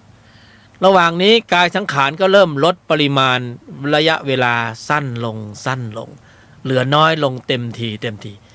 เราก็ต้องเร่งทำความเพียรให้เก็บชั่วโมงทำให้ได้อริยจิตให้มากๆสังขารมันก็เริ่มไปทีละหน่อย มันไม่ใช่อายุมากขึ้นนี่ไม่ใช่ว่ามันจะมีเวลามากขึ้นนะเวลามันเริ่มจะหมดวาระลงเพราะนั้นเราต้องเร่งทำความเพียรแล้วเราต้องทำความเป็นทำยังไงที่เก็บอริยจิตให้ได้เป้าหมายอยู่ตรงนี้นะธุระโลกก็หาเงินหาไปแต่ธุระธรรมต้องหาอริยจิตเป้าหมายสูงสุดคือก๊อก2แล้วไม่ใช่ว่าอั้นแล้วไม่มีทางออกใช่ไหมนะธุระโลกมันอั้นแล้วไม่มีทางออกไหมมันต้องมีทางออกก็คือออกที่ธุระธรรมเพราะนั้นเรามีชีวิตอยู่ด้วยความหมายที่ว่าชีวิตเรามีความหมายว่าเราเกิดในชาตินี้โลกก็ไม่ช้ำธรรมก็เจริญงอกงามธุระโลกเราก็พอมีตังค์นะธุระธรรมเราก็เก็บอริยจิตได้ชีวิตอยู่แล้วมีความหมายมีความสุขถ้าคนที่ไม่มีธุระธรรมอยู่ในภายในไม่มีก๊อก2เนี่ยชีวิตอยู่ไปมันเซ็ง ไม่รู้มันอยู่ไปทำไมมันไม่มีเป้าหมายเกษียณอายุแล้วไม่มีอะไรทำแล้วนะหน้าที่ของเราคือต้องมาเปลี่ยนนิสัยในยุคสมัยที่มีกายมนุษย์เปลี่ยนนิสัยอะไรนิสัยที่เราก่อนที่เราจะมาเกิดเป็นมนุษย์เนี่ยมันคือนิสัยอะไรนิสัยมักโกรธวาระแห่งชีวิตเราคือเราต้องลดปริมาณความโกรธด้วยการเพิ่มพละถ้าพละเพิ่มความโกรธก็จะลด นี่ถ้าพละไม่เพิ่มความโกรธยังคงอยู่เบื้องหน้าเรามีปัญหาแล้วเบื้องหน้าเรามีปัญหาแล้วเพราะความโกรธจิตตัวเนี้ยมันจะส่งให้เราไปสู่ในนรกภูมิเปรตภูมิเดรัจฉานภูมิเพราะฉะนั้นเราต้องลดปริมาณข้อมูลของความโกรธเพื่อเพิ่มปริมาณของพละเมื่อพละเพิ่มความโกรธมันก็จะลดลงโดยอัตโนมัติเมื่อแสงสว่างปรากฏความมืดมันจะอยู่ไหมเมื่อน้ำใสปรากฏน้ำขุ่นมันย่อมเจือจางจบไหมจบไม่จบก็ไม่รู้จะว่ายังไงมหากุศลจิตนะจิตที่มีองค์ประกอบด้วยกุศลเป็นอันมากเนี่ยได้เจริญเกิดขึ้นในใจของพวกเราทั้งหลายในขณะฟังผู้บรรยายขณะนี้นะของผู้บรรยายก็โอ้โหจิตเกิดมหาศาลเลยมันเป็นความโชคดีมากๆของพวกเราการได้มีโอกาสมาปรุงอริยจิตอย่างนี้เนี่ยการเจริญปัญญาธรรมเนี่ยหายากเป็นของที่หายากเป็นสิ่งที่สุดของที่สุดแล้วบนพื้นโลกไม่มีการแสดงออกใดยิ่งกว่าการปฏิบัติธรรมการเจริญปัญญาการกำหนดควบคุมระบบแสดงออกสำคัญมากคือการกำหนดควบคุมระบบแสดงออกเราสังเกตตัวเราสิทุกวันแต่ละวันเนี่ยเราไม่มีระบบเบรกที่ดีพอใช่ไหมตาเห็นรูปหูได้ยินเสียงเสียหน้าเสียราคาเสียผลประโยชน์คัมภีร์เก่านิสัยเก่าดั้งเดิมใช่ไหมเคยชินเคยใช้เราจะเป็นผู้มักโกรธแล้วก็จะโกรธอยู่ตลอดชาติอย่างนี้ไปตลอดหรือเราเปลี่ยนแปลงบทบาทของใจของเราได้นะแล้วมันจะมีความสุขไหมเวลาเราโกรธมันไม่สุขมันร้อนมันทุกข์อยู่ในใจของเราเราก็รู้นี่เราเป็นผู้ที่มีสติสมาธิปัญญาในระดับหนึ่งเราก็รู้ว่ามันเป็นอย่างนี้นี่นะแล้วเรื่องอะไรเราจะปรุงต่อไอ้สิ่งที่มันปรุงได้ดีกว่านี้ทำไมเราไม่ทำใช่ไหมแล้วก็ปรุงกำลังของมรรคไม่ดีกว่าหรือในเมื่ออริยมรรคมีองค์8โปรแกรมมีอยู่แล้วในใจเราทำไมเราไม่ปรุงล่ะรักโลภโกรธหลงโอเคแต่มันก็มีวันเวลามีอายุแต่อริยมรรคมีองค์8เนี่ยไม่มีการเวลาปรุงเวลาไหนก็ได้การเวลาไม่มีอากาลิโกการเวลาไม่มีนะมันว่างเปล่าการเวลาไม่มีการเวลาอย่าปรุงเวลาไหนก็ได้ทั้งนั้นกำหนดเลยควบคุมเลยตั้งจิตเลยตั้งใจเลยพอตั้งจิตตั้งใจไม่พูดไม่โกรธไม่เห็นผิดเราจะสำรวมวาจานะเราจะพูดแต่น้อยแล้วค่อยๆพูดค่อยๆจาจิตระลึกแค่นี้ก็เข้าระบบแล้วเขาไม่ต้องมีขั้นตอนซับซ้อนเลยเพียงแค่กำหนดหมายว่าเราจะสำรวมการแสดงออกเราจะสำรวมวาจาเราจะไม่พูดไม่โกรธไม่เห็นผิดพอระลึกถึงแค่นี้โยนิโสมนสิการทำงานก็เข้าระบบของวงจรของมรรคแล้วส่วนรายละเอียดบัญญัติท่านว่าอย่างไรนั้นให้ได้สภาวธรรมก่อนค่อยเอาบัญญัติขยายความเข้าไปในเอาสภาวะเนี่ยขยายความเข้าไปในบัญญัติเราก็ตีบัญญัติแตกพระเจ้าตรัสอย่างนี้สภาวธรรมเป็นอย่างนี้องค์ธรรมกุศลจิตในภายในขับเคลื่อนกำลังอย่างนี้อย่างนี้ใช้องค์ธรรมขับเคลื่อนกี่องค์ธรรมอะไรบ้างขับเคลื่อนในภายในเป็นธรรมชาติที่อยู่นอกเหนือความคาดหมายอยู่นอกเหนือการควบคุมแต่สามารถปรุงแต่งให้กำเนิดกำลังด้วยอุบายวิธีโดยแยบคายได้อย่างนี้ตนเตือนตนนั่นแหละอยู่ในตนเหตุผลภูมิปัญญาก็จะมาออกมาสอนใจของเราเองแล้วใครจะสอนเราได้ทุกวันนี้เราหัวแข็งจะตายนะ ใครจะสอนเราได้เรามีอัตตาตัวกูนะมานะทิฏฐิเฮ้ยอย่ามาสอนกูนี่ระดับไหนใช่ไหมนะระดับไหนก็ไปตามแต่ข้อมูลนั้นๆจะระดับไหนเพราะฉะนั้นดีกรีของโลกสมมุติมันเป็นของหลอกเด็กเข้าใจไหมยศถาบรรดาศักดิ์โลกธรรม8เนี่ยดีกรีของโลกสมมุติเนี่ยมันเป็นของหลอกเด็กพยามารก็เอาไว้หลอกล่อสรรพสัตว์ให้มันหลงอยู่ตรงนั้นเพื่อที่มันจะได้หลงพอมันหลงมากขึ้นมันจะได้ไม่คิดที่จะมาละโลภโกรธหลงใช่ไหมพอมันหลงอยู่นั้นมันก็ไม่มีโอกาสที่มาคิดที่จะละแล้วเมื่อมันไม่คิดในการที่จะละมันก็ปรุงกำลังของจิตที่มีตัวประกอบด้วยโลภะโทสะโมหะอวิชชาพยามารก็จะปรบมือและชอบใจว่านี่คือการขับเคลื่อน กำลังของวัฏจักรจิตให้หมุนเวียนต่อไปในกงล้อของวัฏฏะเพราะพยามารจะเสียผลประโยชน์มากถ้าสรรพสัตว์ในโลกนี้หันหลังกลับมาหมุนเวียนธรรมจักรเพราะมันค้านแย้งกับความเป็นอยู่ของเขาไงผลประโยชน์เขาก็เสียไงเขาต้องการให้โลกคงอยู่แต่พระพุทธเจ้ามาถึงปุ๊บต้องการให้สรรพสัตว์ทั้งหลายออกจากวังวนแห่งวัฏฏะก็เอาประชากรที่เป็นสรรพสัตว์ออกไปจากวังวนหมดแล้วเมื่อไหร่ใครจะมาเข็นกงล้อแห่งวัฏจักรก็ไม่มีนะเจ้เพราะนั้นมันจึงเป็นธรรมที่ค้านแย้งกันอยู่ตลอดเวลานะมันเป็นอย่างนั้นสรรพสัตว์จะเอาปริมาณที่ไหนใครจะมาเข็นกงล้อแห่งวัฏฏะอีกล่ะก็ต้องเข้านิพพานไปหมดแล้วเป็นไงวัฏจักรก็ต้องสูญสลายไปในที่สุดที่มาของพระโพธิสัตว์จะต้องมาลื้อขนพาสรรพสัตว์ออกจากวังวนแห่งพยามารจิตมารจิตชั้นตัวพยามารนะการเวียนตายเวียนเกิดพยามารเมตตามากเลยนะให้กามเรานิดๆหน่อยๆให้เราหลงไหลเคลิบเคลิ้มพอเราได้กามเราก็ติดข้องอยู่ในกามเราก็ไม่คิดที่จะสร้างความเพียรแล้วเนี่ยเพราะนั้นพอการกำเนิดกำลังของความเพียรขึ้นมาก็เกิดกุศลผลบารมีขึ้นมาขันติบารมีสัจจะบารมีต่างๆเริ่มสร้างบารมีทบขึ้นมาพอบารมีมีกำเนิดกำลังมากขึ้นอริยจิตก็ถามหาเมื่ออริยจิตถามหาอริยภูมิก็ถามหาใครเสียผลประโยชน์พยามารเสียผลประโยชน์ก็เพราะมนุษย์เป็นอริยจิตหมดแล้วพยามารก็จะเหนียวแน่นไม่ให้คอยขัดคอยขวางใช่ไหมเพราะนั้นมนุษย์ก็ไปปฏิบัติธรรมกันหมดเนี่ยพออริยจิตมากขึ้นมันเปลี่ยนการปกครองเป็นอริยเมตไตรนะเพราะคือที่สุดของการปกครองของ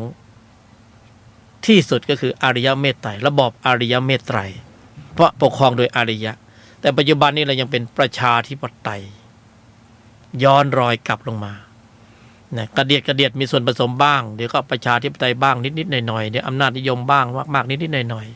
ๆตามแต่ข้อมูลของจิตชนิดนั้นๆนะเพราะนั้นภายในของเรานี่เราเกิดเป็นมนุษย์ในยุคนี้เนี่ยเราต้องตระหนักแล้วว่าระยะเวลาที่เหลือนับจากนี้ไปเนี่ยเราจะผลิตกำลังจิตที่มีองค์ประกอบด้วยกุศลได้มากน้อยเพียงใดระดับไหนเพราะมันจะไม่มีโอกาสมากเท่ากับการเกิดเป็นมนุษย์อย่างนี้ถึงแม้ว่าร่างกายสังขารเรามันจะกระท่อนกระแท่นกันมันก็ปฏิบัติได้หมดนะการควบคุมการแสดงออกที่ไหนที่มีการกระทบสัมผัสทางทวารต่างๆที่นั่นจะมีการกำหนดเจริญควบคุมการแสดงออกได้เมื่อมีการกำหนดเจริญควบคุมการแสดงออกได้ที่นั้นจะผลิตกำลังของอริยจิตได้เพราะนั้นจึงจำเป็นต้องมาเกิดในโลกสัมผัสเพื่อรู้แจ้งใจตนสัมผัสนอกมองในบริหารใจตนเป็นอริยจิตสัมผัสนอกมองนอกนะไหลไปตามกระแสสัมผัสตามใจตัวอันนั้นได้วัฏจักรจิตเนี่ยจิตเราก็มีสองส่วนเราก็จะผลิตยังไงก็แล้วแต่เราเนี่ยเราก็คัดท้ายให้ดีๆคัดท้ายดีๆตั้งจิตตั้งใจดีๆแล้วเราบอกว่าโอ้เราจะต้องผลิตกำลังของอริยจิตนะนรกจิตเปรตจิตอสุรกายจิตสัตว์เดรัจฉานจิตเราคุ้นชินมามากแล้วเนี่ยเผาหน่อยตอนนี้ถือว่าในใจเรามีปริมาณข้อมูลจิตของวัฏฏะเนี่ยมันล้อมกรอบทั้งหมดเลยนะอริยจิตนี่เป็นจุดเล็กๆนะดาวล้อมเดือนเนี่ยอยู่ข้างในนั้นนิดหน่อยแต่พอกำเนิดกำลังมากเป็นไงครับแสงเดือนแรงกว่าแสงดาวเดือนลูกเดียวดาวเป็นไงนะกี่ลูกกี่ดวงก็ไม่สามารถจะมีกำลังแสงสู้แสงเดือนได้นะแสงเดือนกับแสงดาวนะไม่ใช่น้องเดือนกับน้องดาวเพราะนั้นกำลังของพละในภายในนี้เราต้องตระหนักว่าโอ้โหการเกิดเป็นมนุษย์ในชาตินี้นี่มากันแรงถ้าไม่แรงไม่มาเกิดหรอกเพราะมันยากมาก กว่าจะได้อัตภาพของคือธรรมชาติเขาเหมือนจะมีนัยยะของความลับอะไรบางอย่าง คือต้องมีนัยยะอะไรบางอย่างที่สัตว์ได้วาระมาเกิดเป็นมนุษย์เนี่ยมันเป็นวินาทีทองที่สัตว์เขาก็ไม่ได้บอกลายแทงว่าลายแทงสมบัติว่าจริงๆแล้วคุณเกิดในยุคที่มีกายมนุษย์เนี่ยคุณมีโอกาสมากที่สุดเนี่ยพญามารบังไว้อยู่เรื่องอะไรจะบอกถ้าขืนบอกมันก็ปรุงอริยมรรคปรุงกำลังของมรรคเพื่อออกจากวัฏฏะหมดสิเขาก็ไม่บอกนะบางคนเท่านั้นที่เข้าถึงเขาถึงโอ้ยนี่มันรู้นี่มันของดีนี่เกิดเป็นมนุษย์แล้วปรุงอริยจิตได้เฮ้ยออกจากวัฏฏะได้ต้องรูนี้นี่เองในช่องนี้ไงเขาถึงออกว่าเอ้ยมันออกช่องนี้ได้ช่องอื่นออกไม่ได้เพราะอะไรก็เขาก็ไม่บอกไงจะเรื่องอะไรจะบอกไงถ้าบอกมันก็ออกไปหมดอะสินะเหมือนปลาที่มันอยู่ในบ่อ มันมีรูออกแล้วก็ค่อยพยามารเอารูเอาตะข่ายปิดไว้ก่อน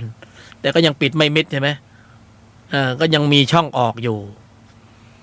นอกจากบางตัวที่มันฉลาดเนี่ยเหมือนพวกเราที่กำลังฟังธรรมะอยู่เนี่ยฉลาดเนี่ยมันจะหาทางออกได้ออกจากวังวนแห่งวัฏฏะเพราะรู้อยู่แล้วว่าออกยังไงผลิตกำลังของอริยจิตตรงกันข้ามนะอริยจิตเท่านั้นนะที่เราต้องเก็บเกี่ยวในแต่ละวันสรุปย่อส่วนให้เล็กสั้นที่สุดกำหนดควบคุมการแสดงออก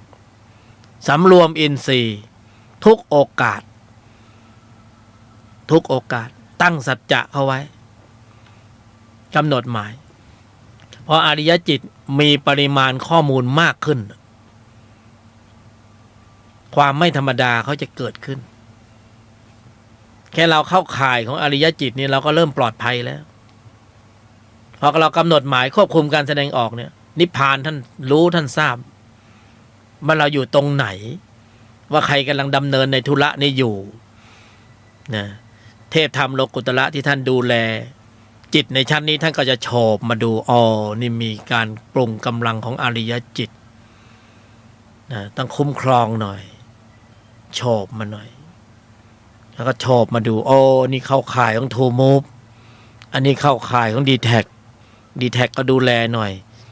อันนี้ไม่มีเสาของดีแท็กได้ทูมูฟอันนี้ไม่มีเสาทูมูฟได้ดีแท็กนะเราอยู่ตรงไหนเราลิงก์สัญญาณเข้าไปเราฉลาดเนี่ยลิงก์สัญญาณกับนิพพานไอ้นี่ลิงก์สัญญาณกับนรกถามหาลิงก์สัญญาณกับเดรัจฉานก็ถามหาก็มีเทพนรกนะเขาเรียกเทพมารเนี่ยคอยดูแลอยู่ไงมาถืออาวุธมามันก็กระซิบข้างหูให้ลุยแหลกแตกหักใช่ไหม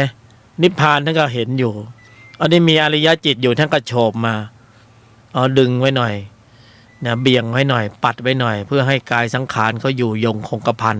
จะได้มีชั่วโมงในการปฏิบัติธรรมต่อกว่าจะเกิดเป็นมนุษย์ได้มันใช้งบประมาณเยอะนี่เราเข้าข่ายนิพพานแล้วก็ปลอดภัยเพราะอะไรธรรมะคุ้มครองผู้ประพฤติธรรมธรรมะคุ้มครองผู้ประพฤติธรรมหลายเหตุการณ์ที่เราเฉียดฉิวเราถึงรู้ว่าโอ้ธรรมะจัดสรรนะหลายเหตุการณ์ที่ติดข้องอยู่ดับเบิลแล้วดับเบิลอีกผีซ้ำด้ามพลอย2 ครั้ง 3 ครั้งเบิ้ลมาทีเดียวมีแต่เรื่องราวที่วุ่นวายมีปัญหาโอ้อันนี้นรกจัดสรรนี่นรกจัดสรรให้ใช่ไหมไหวไหมอย่างเงี้ยฉลาดไหมเพราะเราฉลาดแล้วก็เข้าข่ายของเราสิมีข่ายอะไรมนอะไรก็ภาวนาไปดิธรรมะจัดสรรนะภาวนาแล้วก็ภาวนาเข้าไปลิงก์สัญญาณเข้ากับนิพพานนะสัญญาณอ่อนสัญญาณเข้มไม่รู้ล่ะธรรมะจัดสรรทั้งนั้นวันนี้โอกาสที่เรามีอยู่ในพื้นโลกเนี่ยมันมีอันตรายอยู่รอบตัวนะภูมิชั้นต่างๆเขาก็โฉบลงมาเหมือนกันเขาก็ต้องคอยดูแลคนของชั้นนั้นๆใช่ไหมสำคัญเราเป็นคนชั้นไหนคนชั้นไหนก็ถูกชั้นนั้นดูแลนะนิพพานก็ไม่มีเสื้อเหลืองเสื้อแดงมันมีแต่ว่าอริยจิตนรกจิตกุศลจิตอกุศลจิต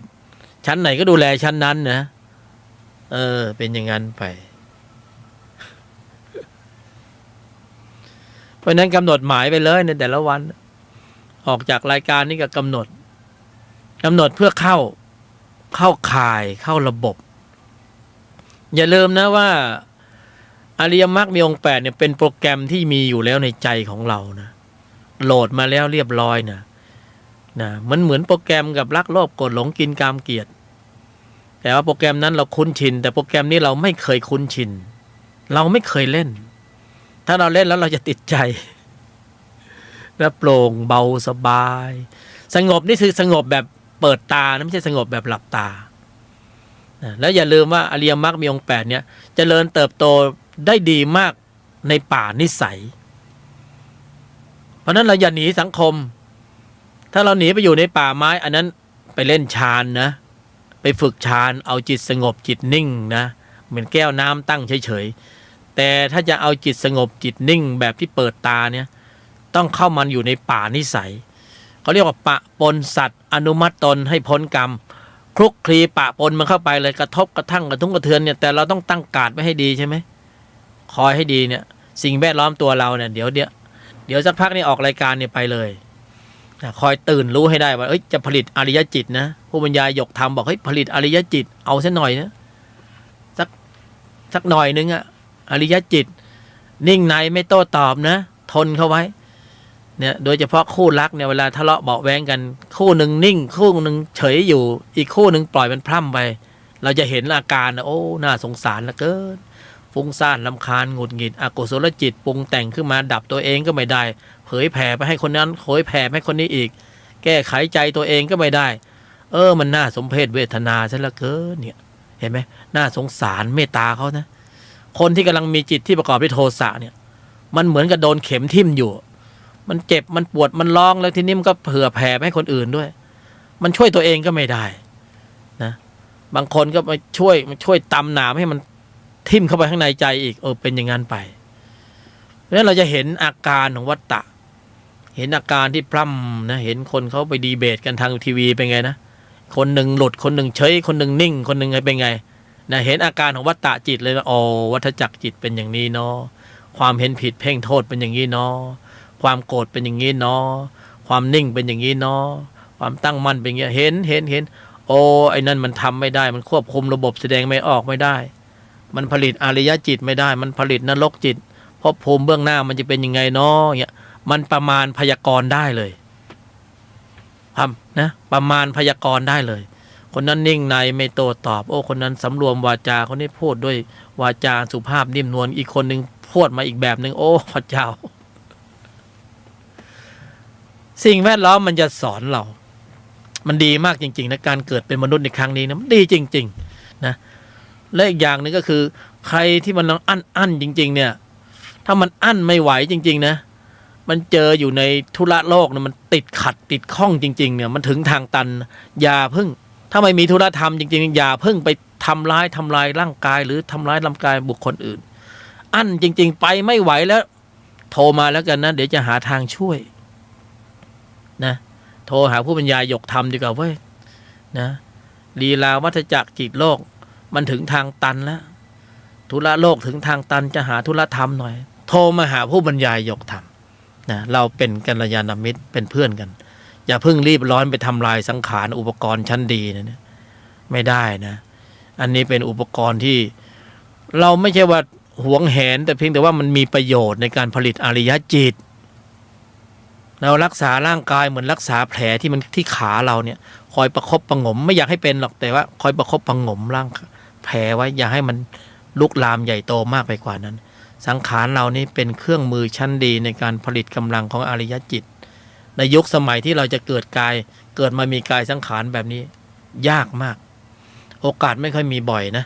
เพราะนั้นอย่าลืมถ้ามันอั้นแล้วไม่ไหวจริงๆนะธุระโลกมันถึงทางตันโทรมาหาธุระธรรมนะเรายังมีกัลยาณมิตรที่ชื่อว่ายกธรรมช่วยได้ช่วยกันเลยนะ095-143-1989นะยกธรรมกัลยาณมิตร095-143-1989ก็อยู่ในหมวดที่กำลังฝึกเพื่อจะ เพิ่มปริมาณข้อมูลจิตคืออาริยจิตในแต่ละวันกำหนดควบคุมการแสดงออกบางวันก็ทำได้บางวันก็ทำไม่ได้บางวันก็ขาดทุนบางวันก็กำไรเหมือนค้าขายนะเพราะนั้นไม่ต้องไปเครียดกำหนดควบคุมการแสดงออกเบาๆสบายๆนะได้อริยจิตอริยจิตมีปริมาณข้อมูลมากขึ้นก็เป็นเหตุเป็นปัจจัยให้สิ่งต่างๆดีๆไหลเวียนเข้ามาในชีวิตโชคลาภวาสนาบุญบารมีตบะเดชเดชะอำนาจการอิทธิฤทธิประสิทธิเมนะอะไรดีๆต่างๆมันก็ไหลเวียนเข้ามาทุกคนก็อยากได้ของดีๆนะนรกเปรตอสุรกายสัตว์เดรัจฉานทุกเหตุเพศภัยต่างๆมันก็เริ่มเบาบางลงมันเบาบางลงตามปริมาณข้อมูลความเข้มข้นของใจเราถ้าเรามีข้อมูลความเข้มข้นที่เป็นอกุศลมากมันก็จะจูนเอาอกุศลเข้ามาหาเรามากๆเพราะนั้นเหตุหรือทุกเพศภัยต่างๆก็จะมาหาข้อมูลใจเราเบาบางมีกุศลมากโชคลาภวาสนาบุญบารมีต่างๆก็หมุนเวียนเข้ามามันก็มีเหตุมีผลแค่นี้เองนะจบการบรรยายรัตนะมหันทโยสุขโสรัตนะหันตละสาธุตัง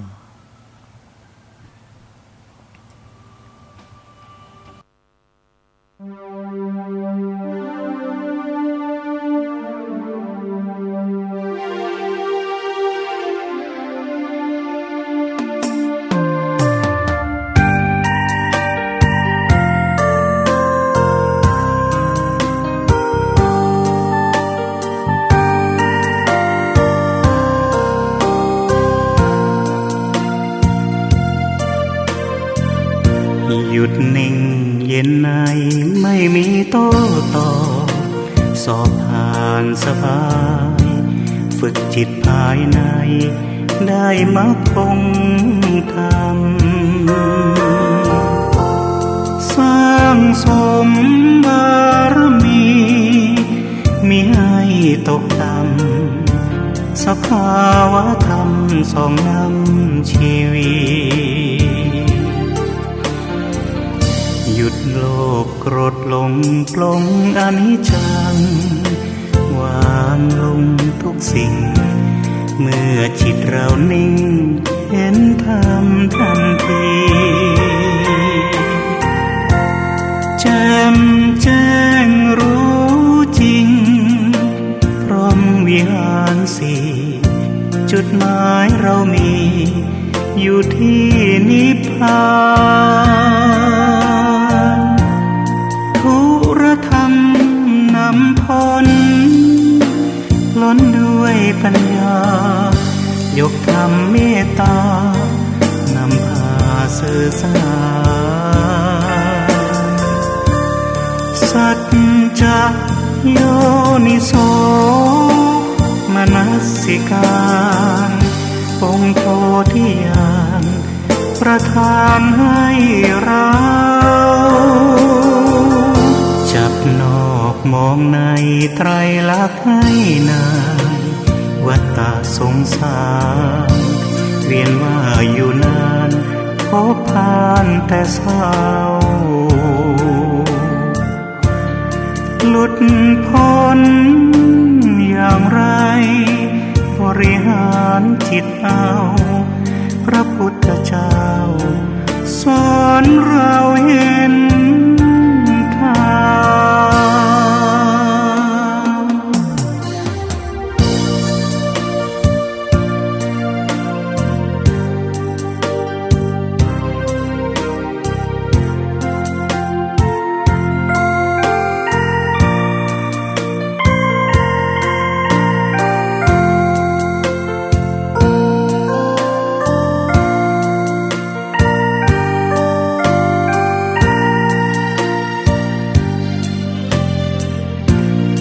ทุรธรรมนำพ้นล้นด้วยปัญญายกธรรมเมตตานำพาสื่อสารสัจจะโยนิโสมนสิการองค์โพธิญาณประทานให้เรา มองในไตรลักษณ์ให้นานวัฏฏะสงสารเวียนว่าอยู่นานพบผ่านแต่เศร้าหลุดพ้นอย่างไรบริหารจิตเอาพระพุทธเจ้าสอนเราเห็